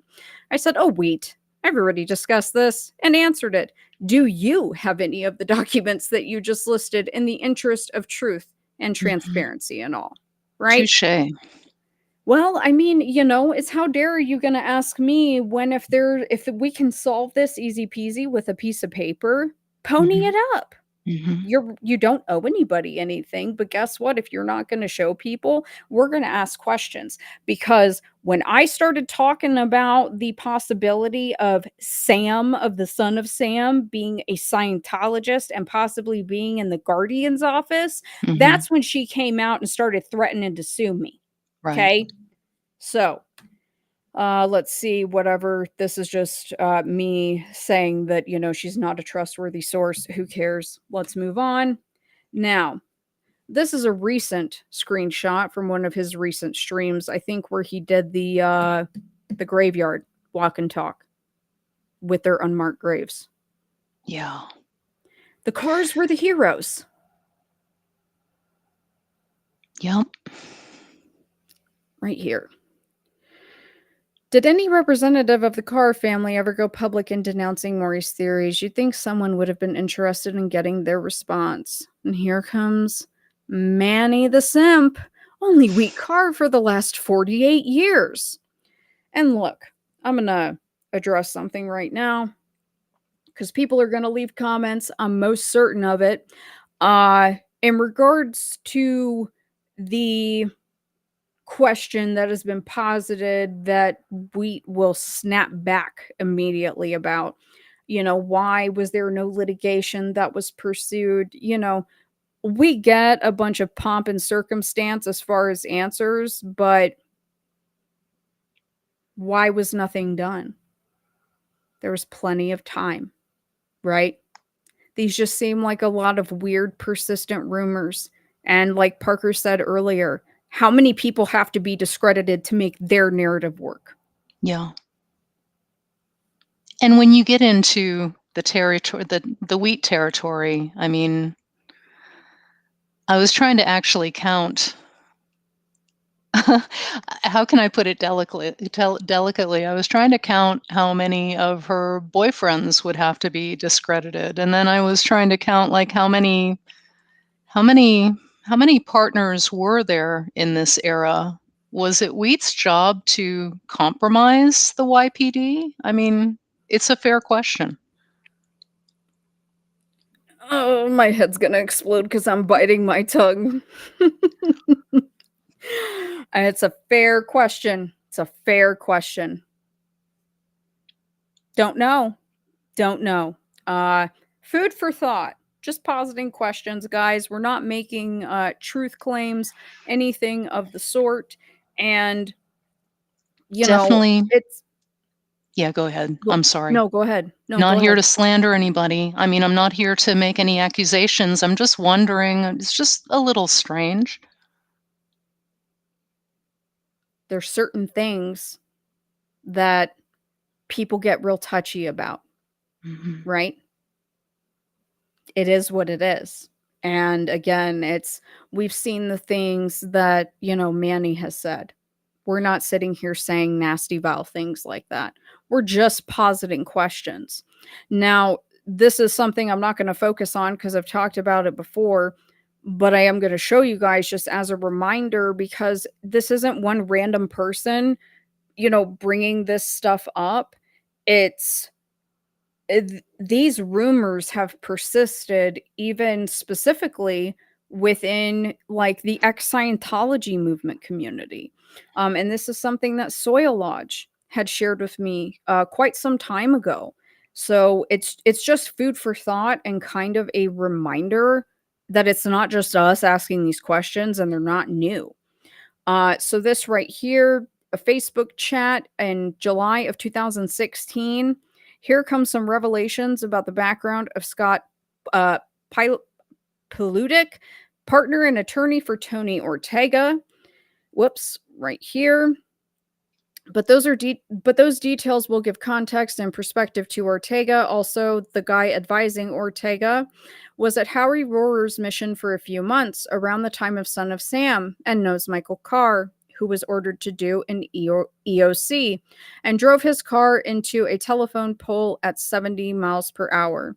And it says right here, the guy, Scott Politic, advising Tony Ortega, was at Howie Rohrer's mission for a few months.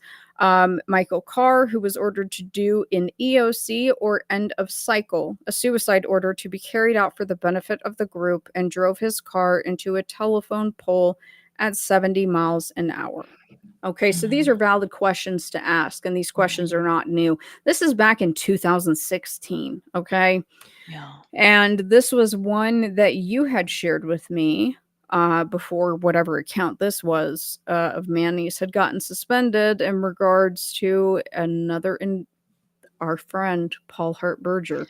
This is actually the one that I sent to Tom O'Neill. I realized after I put my first intro video out that I didn't actually show him. I didn't show the post that I was showing Tom O'Neill when I wrote to him, but this is the one. Oh. Yeah, where Okay. I was showing him how Paul Hart is bootlicking, and he told me it meant nothing to him. Oh, yeah. Yeah, I've seen that correspondence between you and good old limited hangout Tom, that jackwagon. All right, let's see how much more we've got here. Oh, yeah, so this one. This is that. Go back in my Wayback Machine, and I'll drop the link in the video description. But the Surlac Sarasi, did I say it right? Mm-hmm. Okay, the Surlac Sarasi report, aka Neo's owned report, aka the stolen report from Yonkers.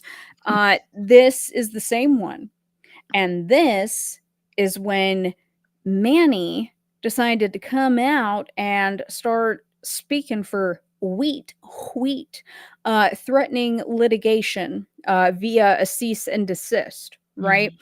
So this was the new information. Sorry, Maristas. Wheat delivered justice. New bombshell information about the night NYPD called YPD. Okay, whatever you guys say. Seems like a lot of people had this file, right? Little bit weird. December 10th, 2023. Now, this right here, I'm not going to sit here and read all of this crap, but I just wanted to include it because this was posited. This was allegedly Wheat's statement that she was putting out because this little hillbilly was asking too many questions. So she decided to address everything. And this was apparently a bombshell about her not being the one that answered the phone. I think that that's completely insane. If that's a bombshell to a case 50 years later that wasn't picked up by the news, but who am I? What do I know, right? And then right here, I wanted to grab this one because I think that this comment's pretty stupid. Wheat's thank you from Maury for helping NYPD catch Berkowitz was to slander her and her family. What a great guy Maury was. Okay, so Yeah, why did nobody do anything? fair question. I think so. I certainly think so. Do you have your note about the Mike Codella interview? The note that you sent me? So let me see here. If you don't, it's okay because you're on your old laptop, right? That's okay. I got I got 3 of them open here. Look at you. Are you talking about where? Let me see.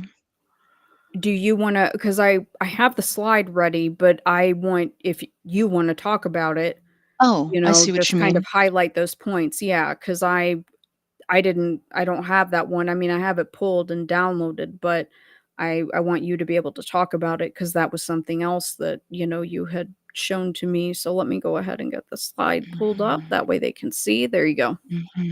Right. So yes, this is where, yeah, this video, okay, wait a minute. This video right here is on Mike's channel, if I'm not mistaken. Let me just It's on double Manny's check. as of today because I got that Is screenshot it? today. Yeah. I mean, there's one that is deleted where,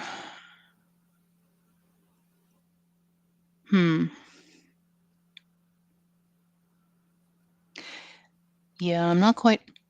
No, this is okay. So the thumbnail that we're looking at right now is the one where Jim Fay calls in and says that he has the Sherlock-Sarasi document. I mean, it's been given to him now, and that was in what, 2022. And then in the same discussion, Manny tells Codella that Manny wants to talk to Codella after Manny gives Codella the Sherlock-Sarasi document. So Manny's passing this document out, basically to all his buddies, one by one. Now,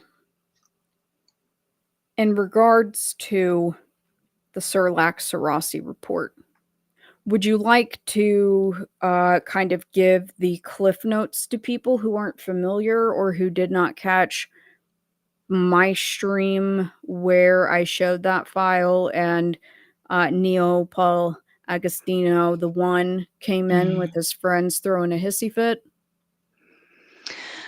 I mean, as far as the document itself, there's really nothing to it. I mean, there's like one document that I have not seen anywhere else. I'm not even sure. When you think about this, yes, I understand. Like it was around, back in the day, back when the task force was in operation, or shortly after, whatever. It's something that was given to someone and then hidden away, tucked away for years, and then all of a sudden brought out, maybe by Paul. I'm not really sure. Doesn't really matter. It's got some David letters in it, and it's shit. It's very unsubstantive in terms of, research information. The But yeah, Neo basically, I don't know, saw you were emailed it by, we can say it, right? By Eric. You never asked Mhm. for this document. He emailed it Nope. to you. You had to have been talking about it, because out of nowhere, Neo comes and, calls you a fucking bitch for stealing his document. And I really do think that Paul Agostino, that is, needs to apologize to you. You didn't steal anything. You didn't even ask for it. It's really inconsequential, but it goes back to, that everything is because of him. He's the reason, he's the one, nothing would have happened without him. And yeah, you stole his material.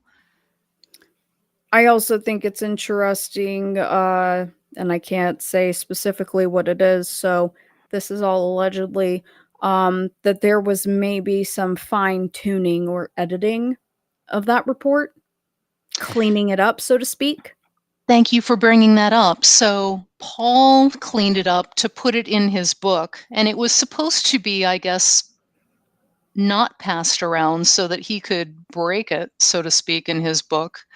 I had left that part out, but yeah, edited to go into his book. And then the weird part is Eric G put it out recently, and he also says that he edited it, in order to put, and it's like, why does this document have to be cleaned up and edited before anyone can see it? It's just a little bit weird.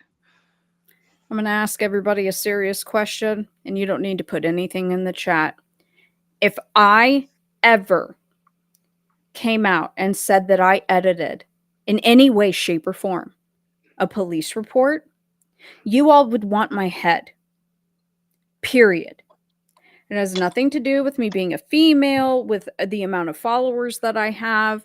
No one would take me seriously, regardless of what the edit was. Okay? So the idea or the unwarranted sense of self-confidence that these individuals have, in my personal opinion, is completely ridiculous. It's ridiculous. Now the next one that we're going to start getting into, and some of it's going to bounce around a little bit, so please just chime in, interrupt me. I don't care, because we're going to do some of the Savino stuff, and obviously we've got Lorenzo in here too, right? But let's go ahead and pull up this first one really quick, and away we go. Yeah, here Manny has to convince you that David looks like this sketch. I mean, He well, got I'll the just, idea from Paul. He got it from Paul Hart, remember? put a one in the chat if you think this sketch looks like John Gotti or like a meatball. I mean, Oh, it's a meatball. It's most definitely a meatball. I do not think that this looks like David Berkowitz whatsoever. I think that that is the silliest thing. not even a I little bit. can't. No. Not even a little bit. It's not even close. So wait, But you know, Nathan says here, Neo was fine with publishing the letters and other files he was given, but he basically rewrote that report to make heroes out of Weed and Sam. he would Yeah. never. He would never. Yeah. No. Yeah. See, it's also, if Parker did that, they would want her head, right? Or if this individual that Manny's sitting here trashing, this was an article that George from CavDev helped write, because George sent it to me.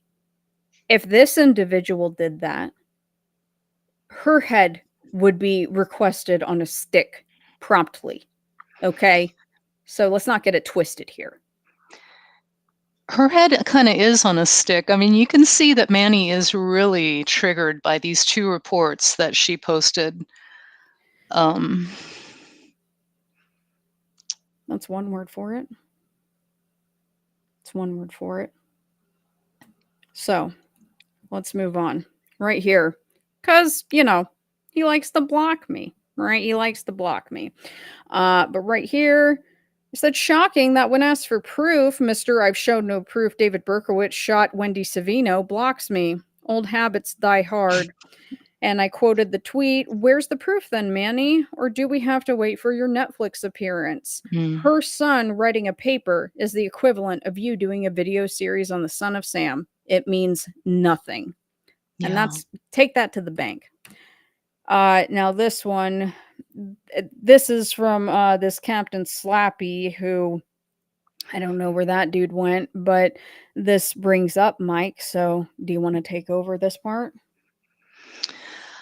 Now, if you ask me, Wendy and Detective Mike proved she is most definitely not David's first shooting. He had cased the area, knew exactly what he was doing, who he was targeting, how, when, and where he was exiting the area. I mean, none of this is really valid, according to what we know about witnesses. You know, An eyewitness testimony. We saw something earlier, right? So Wendy just solved yet another part of the Son of Sam case nobody knew existed. Good job, Wendy, Manny, and Detective Mike. Let's give a round of applause to these heroes. Okay. Now this is what you sent me. Yes, and in one of the next screenshots, we have kind of a visual of where you can look at the case law article regarding Mike Lorenzo's disability fraud case. But yeah, there's Tom Dexter. Mike You want to Lorenzo read it tried or to do you want commit. me to read it? Okay, go ahead. Sure. Mike Lorenzo tried to commit disability fraud because he was a lazy fuck who didn't want to do his job with YPD. The fact you consider a clown like that credible is a joke in itself. And then Manny says, I dare you to tell him that yourself using your real name, of course. Some real charming characters with stellar reputations, right? Mm-hmm. And this was Yeah. the post that you had sent me, so I'm gonna zoom in here. So legendary, Mm-hmm. the legendary. Okay, yeah, legendary. Now this Legend at guy what right here, exactly? exactly, yeah, a legend of what? This person has left some fascinating comments on my Twitter or X, whatever people want to call it. Mm-hmm. But you know, a legend at what? Being a failure as a cop, as well as being a failure at soaking the taxpayers with a fake disability claim. Does Netflix know about this? Mm-hmm.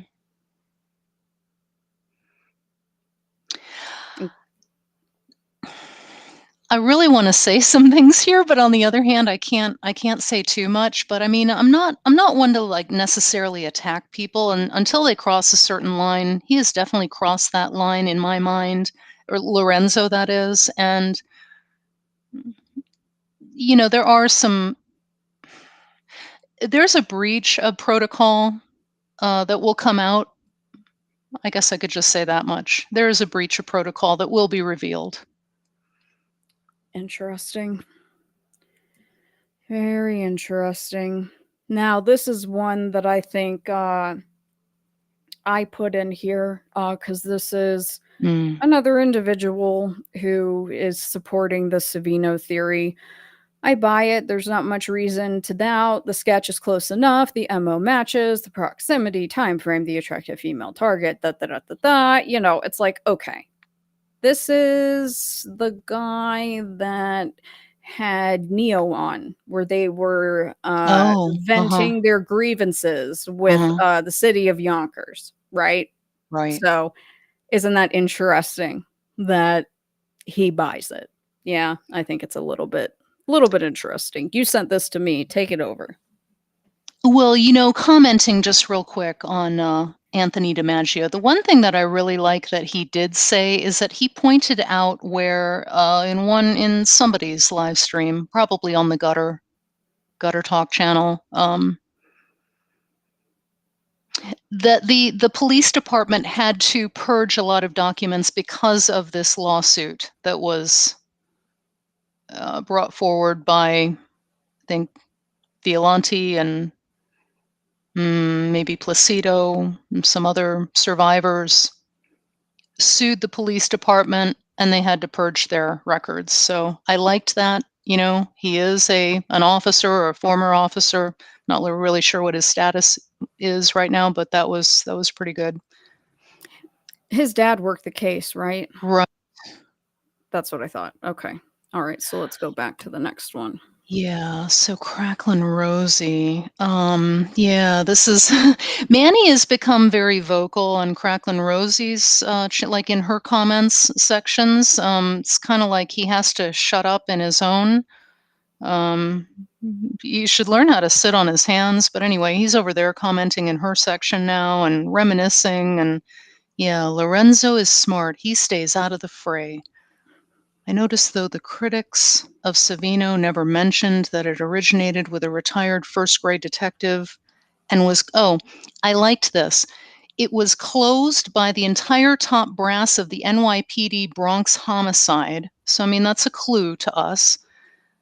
People, I think, somehow manipulated all these incredible and accomplished law enforcement officers and fooled them into believing something. As I always say, I don't care what people think about Savino. Only me and Lorenzo have seen all of the information. When does that happen? You've got Correct. this civilian YouTuber who, I might add, when this breach is revealed, it all comes together. Anyway. Yeah, only him and Lorenzo have seen all of the information. And I wouldn't, I've shown some of the stuff with Robert Klein. Doesn't exactly have a sterling reputation, but I'm not really breaking news that there's corruption within the NYPD ranks, right? So Right. it's not really a hot take, despite insistence otherwise from these individuals. Now, this one is a joke. Take it. Yeah. Yeah, so this is the most recent very short clip that he put out. Common knowledge that David worked the overnight shift 12 a.m. to 8 a.m. at IBI Security, and Wendy was shot at 10 p.m. Gives him plenty of time to shoot her and get to work, assuming he was on duty that night, that is. But David did not actually work 12 a.m. to 8 p.m. And it's not, I mean, I don't know where this common knowledge is at. I don't think it's common knowledge at all, but I think David's shift was more like a 10 to 6 a.m. shift. And, we're working on collecting those details officially. Everything has to be done officially, of course, because, it needs to stand up to scrutiny. But my question is, why did the detectives do none of this research? But anyway, yeah, this is just not correct. 12 a.m. to 8 p.m. The impetus of common knowledge isn't on us. Show us where it's common knowledge. Right. That's not on us. That is on you. It's his whole argument of reality as constituted by hubba bubba bubba blah, and wants to put it on everybody else. No. If it's common knowledge, then pony it up, because a 20-second clip from a TV interview doesn't prove anything, and that's not what he was saying. Working at night, that's I'm sorry, I used to work night shift. That is a very loose term and can also be interpreted in certain fields as the 3 to 11 shift. Some True. people call it the mid shift, but it can still be referred to as night shift. I'm not saying one way or the other, but this argument that he's making, and I would argue that it was because me and Parker put up the thumbnail and scheduled this out, which was why we were getting so many refutations in the community section. This is not on us to prove this common knowledge statement. The impetus is on you. And quite frankly, I think that this little argument is completely tossed out the window, and it's invalid until that is shown. Now, this is something that Nate had sent to me, and this is the way the screenshot was shared, and I'm not really interested in sitting here kind of ripping through everything, but The questions. in regards to you know, why would Savino lie? You know, this person was identical, blah, blah, blah, blah. And I think that Nate has very valid questions here. How did she see blue eyes in the dark? And how did she see a suntan in the dark? Glad I saved that initial interview before it appears to. You guys need to understand I am not disrespecting Wendy Savino. I think that she is just as much a victim of these vultures as David Berkowitz. Okay? But Absolutely. this is a fair question. When we're sitting here going off of, you know, an eyewitness testimony and an eyewitness description, but then we're not other times, how does that waffling back and forth make you a serious person? And it gets a case closed. Nate brought up the fact too that in his live stream there, when he was reading through one of the older police reports, and the report actually says that David wore a tan jacket, but Manny is trying to say that he wore a tan. I mean, you know, it's really like trying to shove a square peg into a round hole. Well, you know, it's what does he say? Circle jerking the pipe band or playing in the sandbox, whatever his random little ism is for us at the time. Now, I think this next section we've only got Mm.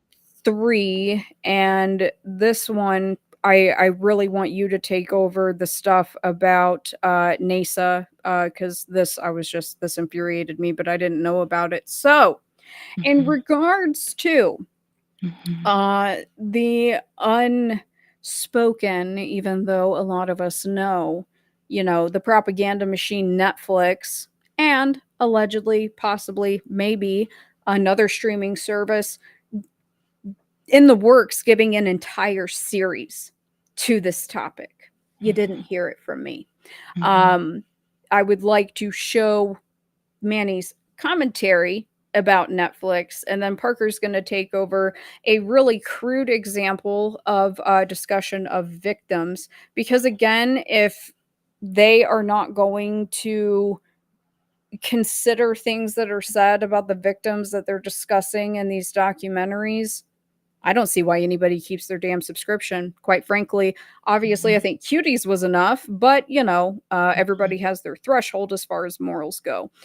So I don't know the exact date of this. However, it's, you know, talking about art, blah, blah, blah, blah. If you're good, people will notice. If you're not, no big deal. But for God's sake, let Hollywood, Netflix, mainstream culture rot in hell.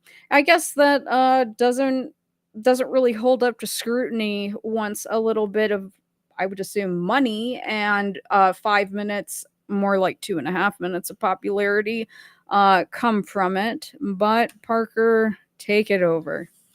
Well, and I can't wait until these tens of thousands of subs or followers come over. Bring it on down. Yeah, here, I mean, Manny is always,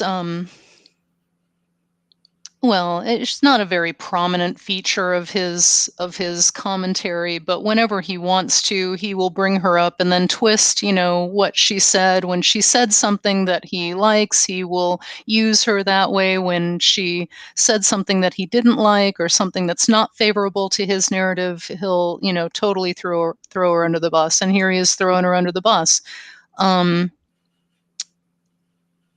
In the next slide, you're going to see the actual article backup of this, but this is Manny saying, just me, this is just me speaking, but that story about Nisa sounds totally made up. They slash her, try to make her taste blood, stick around long enough to warn her away from SOS, and then jump 25 feet without getting injured and run away on their non-injured legs that just took a 25-foot jump onto concrete. Not believable. And I think the fact that this story went nowhere and wasn't even used by Maury in the book is good evidence that it was fake news, just my opinion.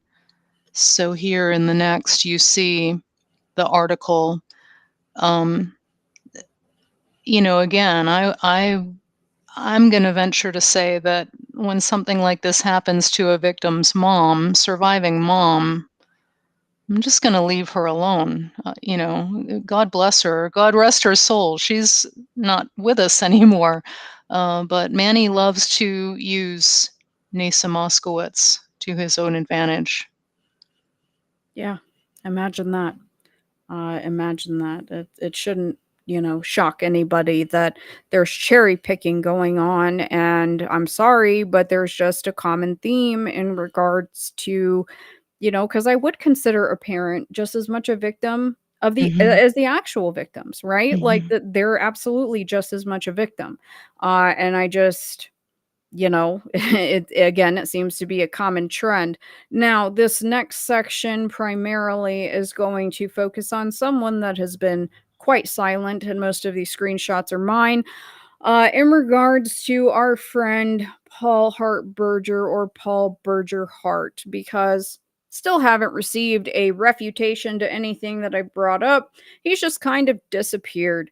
And, you know, again, the limited hangout of Tom O'Neill Chaos, which also allegedly has a Netflix documentary coming out. What interest does someone have in those two topics? What's the common thread in those two topics? It's Scientology and the process. Don't get it twisted. But right here, this is portions of a DM between me and Lieutenant, allegedly, Paul Hart Berger.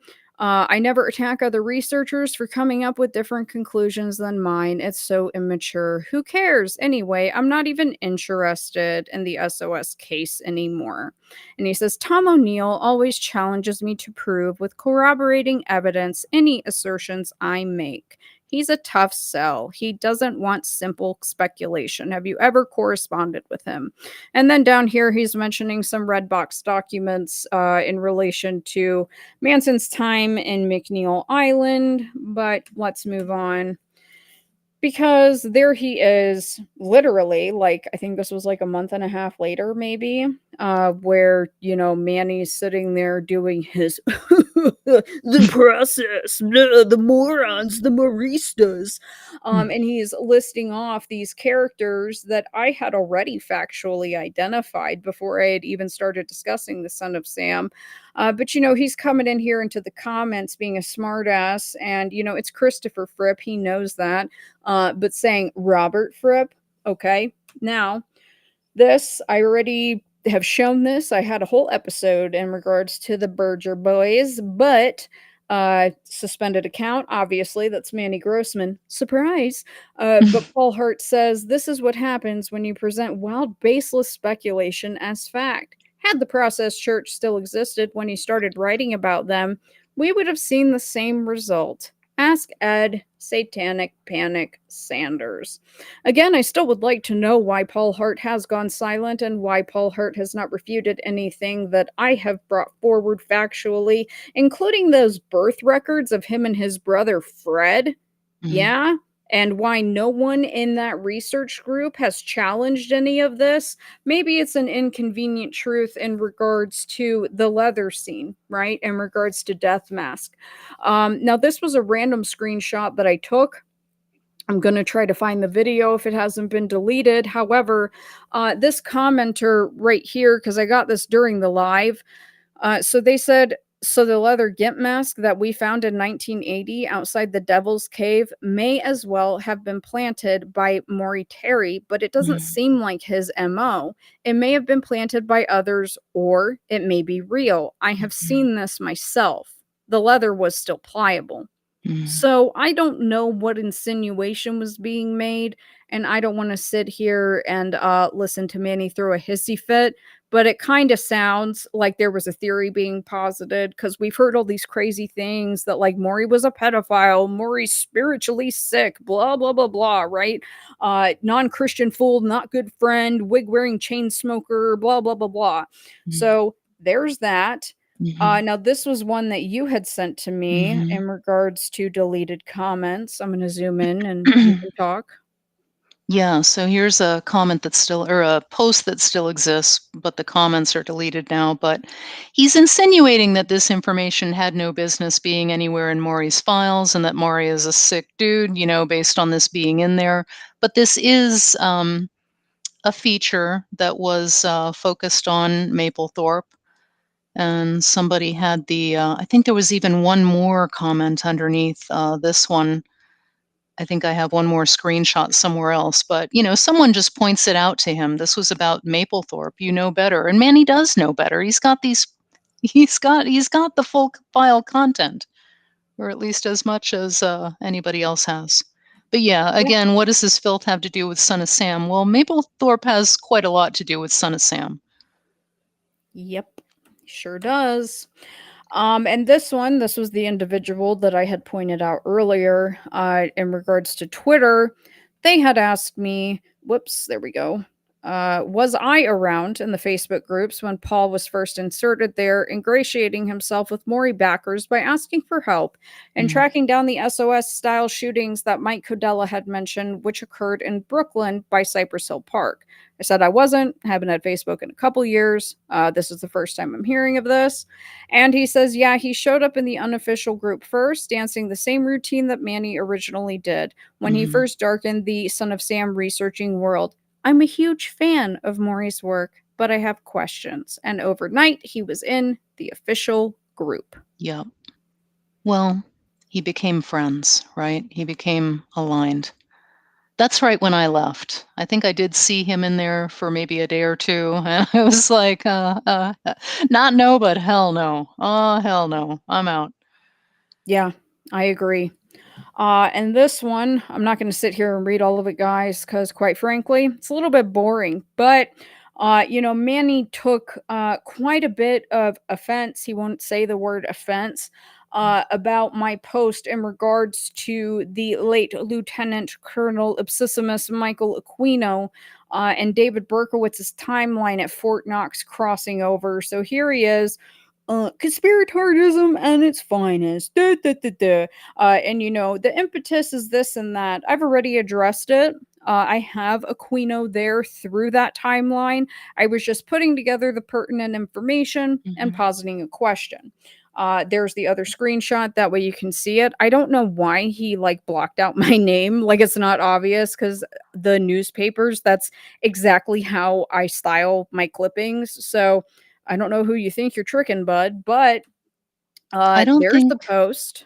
he doesn't want anybody going to your channel. I mean, it's like he redacts you, but, well, like in that one before where he's talking about you with your real name, your nursing license, he did mention Rotting Jewels, but if he ever posts any of your material, he blocks out your name. He does not want people going to your channel. They might learn something there. Well, I'm glad that you said that because I was just going to ask, is it because this has almost 10 or almost 11,000 views as of today? Is Mm. that why? Is that why? Cuz people think that it is weird.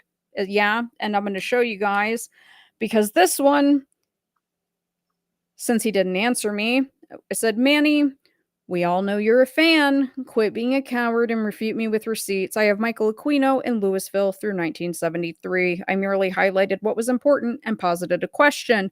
Or do you have to ask Wheat Car for permission first? And then I continue down here. Kind of weird for a dude who claimed to date a chick from the Temple of Set and read The Ultimate Evil hundreds of times Mm. to gloss over or completely ignore things that should be up for consideration by the public, but I guess that makes me a conspiratard. Mhm. And so it goes. And so it goes. Now, this, whatever, not really going to get into it.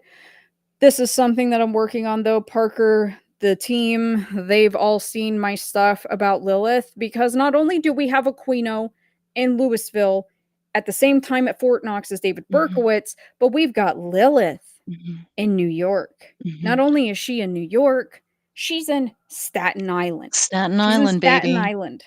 Right here. That's Staten Island. They've set up a Church of Satan, and her grotto set this up. So why is this not relevant to the topic?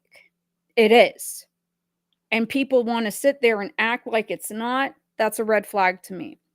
I'm not out here saying that, chubby Count Chocula is controlling everything. Okay. I think that I come at Aquino very fact based, and I try to be as objective as possible. But all of his little fanboys, they protest way too much for me. Mhm. And I've got Lilith on the island like Mhm. in 1970. She's doing rituals on TV with Mhm. the local Church of Satan, okay? Because she was running that Lilith Grotto that covered the tri-state area. So these are just things to consider, especially for someone who claims to have read that book hundreds of times. One Mhm. might disagree. Now, Parker, this was something that you had brought up to me, and someone, I can't remember who, Lord forgive me, someone asked me about this when I was on William Ramsey's show the other day. Oh. Yeah, I mean, he calls us conspiratards, but Manny is a Mathis disciple. He used to talk about it a lot. I mean, he doesn't really anymore, but how much how much more conspiratorial can you get than the Tate Then this, murders then were a the next false slide. Then the right, next slide, this one? right. Yeah? Tate murders were just straight up fake. Yeah, okay, okay. But we're the When you told me conspiratards. this Uh-huh. when you told me this, I completely lost my mind. I was like, "Oh, no. We're done here. You can never Mhm. call me a conspiracy theorist ever again. Mhm. This is preposterous." Right. And you can see on the next slide that you got well, you can see there 11 years worth of I think it goes back to maybe 2003 or so. Well, those are art. No, his But it sounds like, look at him. He's also essays. the victim of massive success. He must bear the double burden of being a prophet and a genius. Oh God. Maybe that's why, Manny's such a fan. He's like, "Oh, I know exactly how that feels. I too feel the same burden." I mean, I don't know what other conspiracies he's what other theories Miles Mathis has posited, but I've heard some pretty crazy shit there. Oh, you mean that, Cielo Drive was completely fake isn't the craziest Mhm. thing that that dude's come up with? It's not. I mean, there's more crazy things, and Manny used to talk about him a lot. I mean, if you were around in the beginning, you don't have to take my word for that. This was like the thing for me, guys. That was wild because I had Mhm. read that paper and I was Mhm. like, someone had asked me on William Ramsey's chat, and I was like, well, that's the only paper, so that has to be what it is. And then when she told me that, I almost spit out my drink all over my laptop. I was just like, I'm done. Like I'm walking out. I'm Mhm. quitting. Throw the headphones, throw the laptop. It's over. Now, the Mhm. last thing we're gonna touch on at Echo Cat, I hope that you catch this, my friend, and my girl, Gina G. We are going to take just a quick peek at one of Manny's dear friends. Says that they're not like BFFs, and I'm not saying that they are, but they've certainly done some interviews together. One, Nicholas Shrek, right? Because Nicholas Shrek, what does he call them? What does he call the murders? The not he doesn't call it Tate LaBianca, he calls it the Mm. Watson Kasabian murders, and that's what Oh. Manny calls them. Oh god. Ugh, so just makes my eye twitch and I feel like I'm gonna have a stroke. It's the dumbest thing that I've ever heard. But let's go ahead and let's take a peek at the Facebook. So Mm. here we have Manny Grossman. Oh, look, there's Paul Hart. There is Eric Hunley. Mhm. Mhm. Fascinating, fascinating. And then right there we have Nicholas Shrek, the world's biggest edgelord. But right there, just as a reminder of the Mhm. looming hand of Scientology behind all of these things that people Mhm. insist are completely irrelevant and that I'm making ridiculous connections that don't exist. That is him at St. Manor Hill in England. Get thee behind me, Satan. Mm. Corny Nicholas. Get a hobby. Mhm. But over here, this was something that Echo Cat had found, and I have the book. I'll find the link from the way back and I'll drop it in.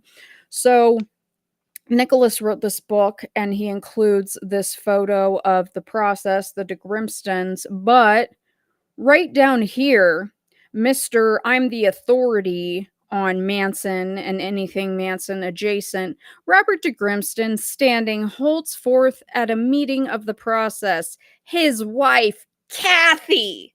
Mm, Kathy! Who's Kathy? yeah.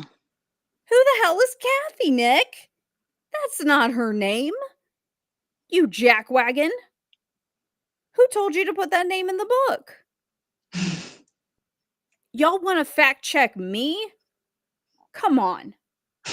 Kathy, you're not even trying. That's the whitest name that I've ever heard. No hate on any Kathys. I'm not hating. I was named as a boy, okay, because my parents thought I was going to be a boy. I'm not judging people's names, but I'm sorry, Mr. Watson Kasabian. Blah, blah, blah, blah. Get fucked. Get fucked. Anyways, I digress. I'm trying to think. That's all Mm. for the PowerPoint. Wait, there's this last one with Hunley at the end. Oh, wait, let me pull it back up. Uh-oh. Hold, please. If you want to talk to the crowd, you can do that too. You don't have to. Let me pull it up. Let me see. Well, Where yeah, are something that I would like to say a little bit more about, but I have to kind of keep it to myself about Jason Goodman. But anyway, it is interesting here on this last slide that you have. It shows Manny recently gloating about how, what does he say? The Grossman cousins killing it over at Eric Hunley's channel, over 15,000 views between us on our recent interviews. And so there you see that Manny's interview from 8 months ago had 7.7. So whatever, I mean, this is days ago. So I don't know how many more views Phil Grossman's video has, but I mean, you know, it felt like a bit of piggybacking, and not just that, but 7.7 thousand views. Hunley is dragging in 100 and maybe 80, 60 or 80,000 views on his Trump video, his Trump related videos. He's dragging in 60, 70, 80,000 views on just, average everyday videos. So Manny coming in with his 2 cents here at 7.7 thousand videos isn't really something to brag about. And I mean, I did just want to say, like, if you were to compare that to, shameless plug here, but our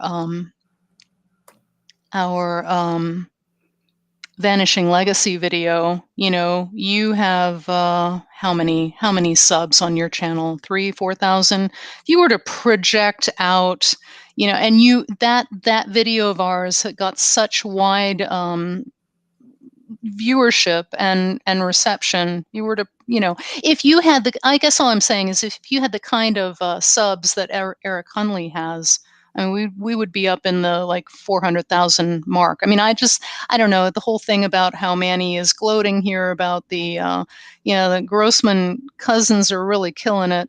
He's going to piggyback on Phil Grossman's, hopefully, I'm sure that Phil Grossman is going to reap a lot more views than Manny has. But anyway, the one thing that I wanted to point out is Jason Goodman, before he began doing what he does now, was in Hollywood. He has some proprietary technology that he invented or whatever, developed. He was working in Chernobyl. He was flying drones over Chernobyl in the same time frame that Phil Grossman was. Again, it's just another coincidence. I mean, I'm sure an anomaly, but come on, how many coincidences do you need? How dare you ask such questions? How dare you? Mhm. I'm offended. Yeah. And so, yeah, a few miscellaneous things. Gonna be a little bit guarded. I have a couple of things, just miscellaneous things that I'd like to say here. One is about the North Dakota witnesses. It is rather strange that, and I'm gonna say that myself, I have 5 people.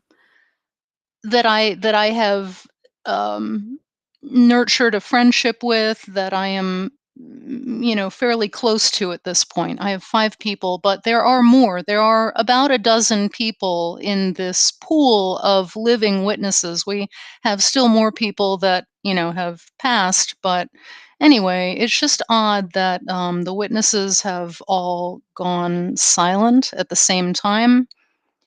Um,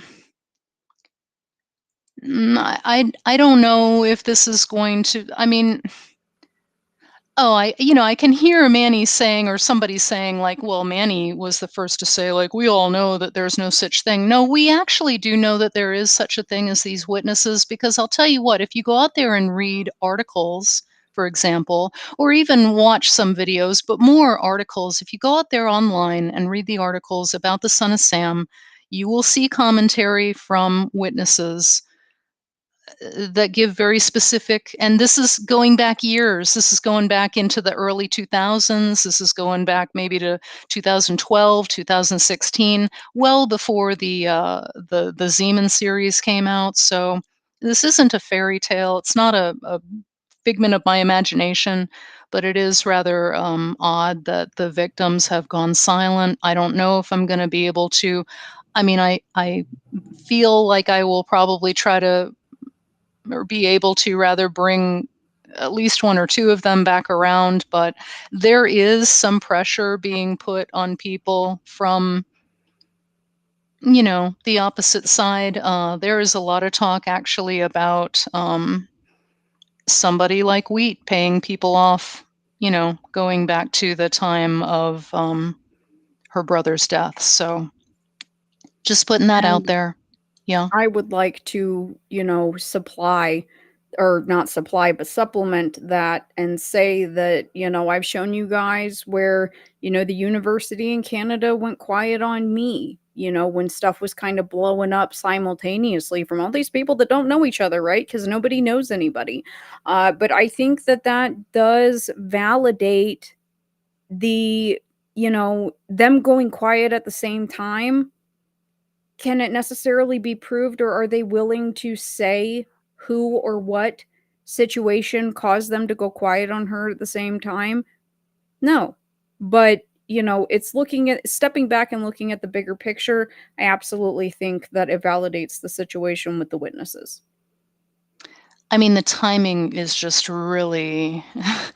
I put it out there in the video, like right away. Manny was attacking it. Maybe some people were attacking it as well in Nathan's blog. And then I want to say in under a week, everybody had just not ghosted me, but just gone silent. They weren't, they weren't trying to like block me, or they weren't angry with me, but they went silent. 5 people. So there's that. But anyway, I did want to say that the price for telling the truth is harassment and threats. There is no telling what kind of harassment and threats those people are experiencing right now. I mean, I can only say for myself, and I just want to put this out there again. I'm being intentionally guarded in what I let you know about this, but there have been some things happening, and I mean, I just want to let it be known. I can tell you that one of the reasons that I use a moniker, now my name is not a secret to the people that I research with. I am very forthcoming in who I am with the people that the people that I trust. I'm very forthcoming. I do caution them not to use my name even when we're talking amongst each other, because if you use my name, then you might slip and give it to the wrong. But there was a concerted effort, with all of the people that know me or have known me, to get my real name. And what else did I want to say about that? Um, the trolls, the reason that I use a moniker is because of the trolls that I've had. I mean, I've been doing this or something like this for a long time. My trolls go back 6, 7, even maybe 9 or 10 years. Supersonic trolls. And one of the things that comes out of that is that I am in touch with the other girls out there in the US that have my name.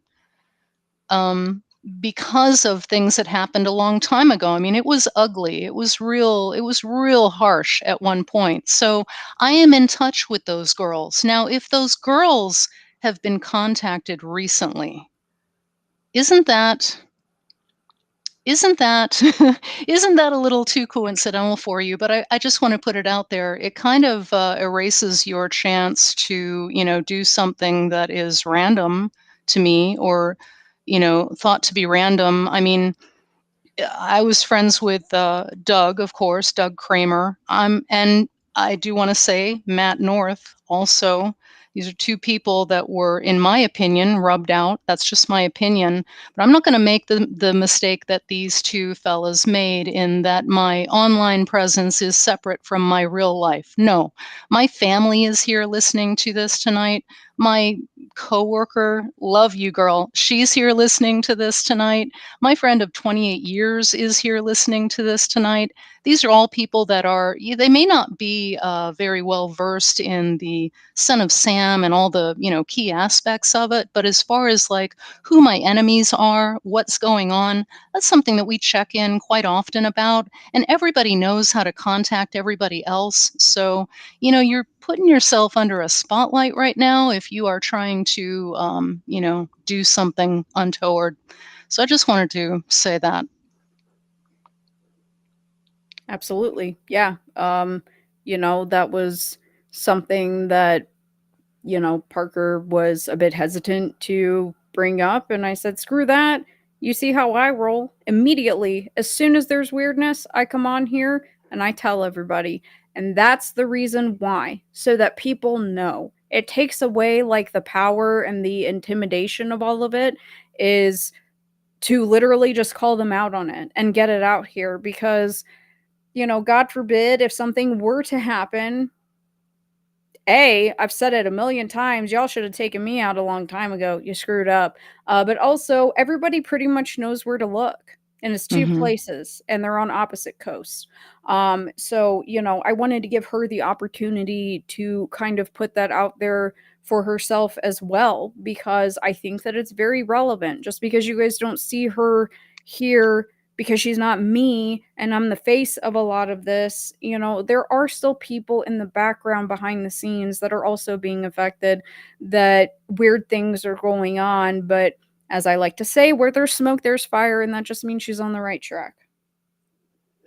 I mean, the other thing, though, it does actually lend to my credibility, my authenticity. I would not be able to come on here and lie about, living in New York or doing those things for almost 12 years.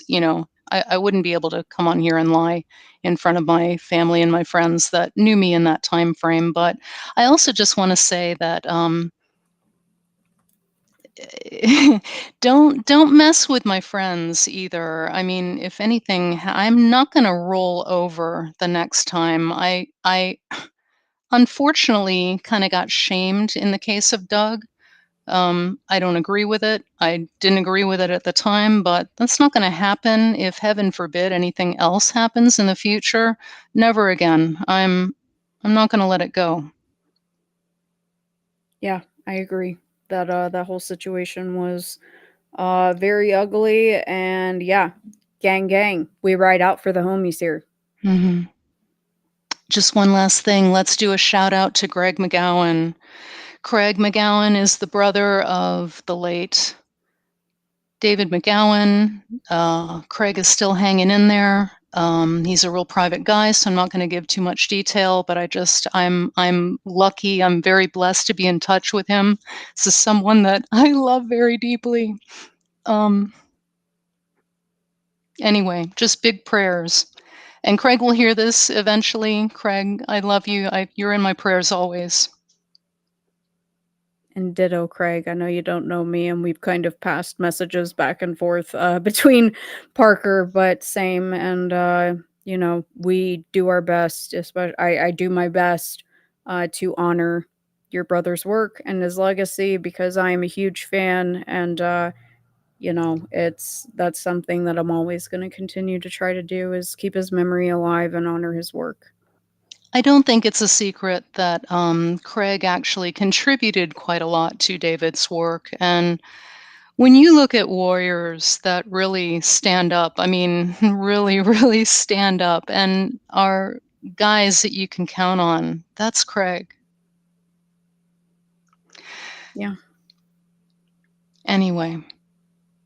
And Dave, RIP to a real one of the best to ever do it, one of the greatest of our time. Now, basically, guys, we're pretty much done. Parker, you were not only my first research guest, girl, we had 3 hours. If you 3 guys are hours. still here listening, thank you. I'm Yes, really seriously. sincerely sorry for whatever happened. I don't know what happened. I should have been using my old junky laptop from the get. Hey, that just shows that the internet demons don't discriminate. It's just when we're talking about specific topics. Do you want to just anything that you want to pass on? Any videos you might have coming up? Anything like that? Um, I do want to, well, no, I'll tell you what. I mean, I will try. I really am, you guys. I'm not intentionally like dragging this out. I am so like short for time. I have a lot of exams going on. There's just stuff, that prevents me from giving my all to any one thing. So I apologize. But I did just want to tell you, um, I've been closing out my shows lately by saying, or my videos lately by saying, enjoy the good things in life. I don't want you to think that I live in a bubble where life is great and there's nothing wrong with the world. I mean, what I mean by that is just, we are straight up living in a hellscape. And, actually, what we are doing here is a little bit of distraction. If you keep your eyes too closely on the things that are going on in the world, you can go crazy. There's a lot of devastation. You look at the things going on in North Carolina, Tennessee, Florida, Texas, a lot of devastation. We have a tyrannical government. We're just squeezed in so many ways. So when I say enjoy the good things, I just mean enjoy those things that bring you comfort, that are meaningful to you. Maybe it's your friends, your family, your children with fur, whatever it is, your music. Enjoy it now because we don't know. We are not guaranteed tomorrow or even later today. Just enjoy what makes you happy now. I could not agree more. And thank you, Parker, for doing this with me and putting this all together. It's been a labor of love and Mm. also fun. It's been fun, boys. I hope that we've embarrassed you. I truly do. And again, I hope that this is played on a loop on a projector in Wheat's backyard as she hoses you all down and whips you with wet ropes and tells you to call Maury a wig-wearing chain smoker again as you simultaneously rotate a dog food bowl. That's how I like to keep my spirits lifted and high. So I'm going to go ahead and we are going to run the exit. I will catch you guys all very, very soon. And stay safe, be vigilant, all that jazz. Dana, thank you for See, inviting me. of course. Bye, guys.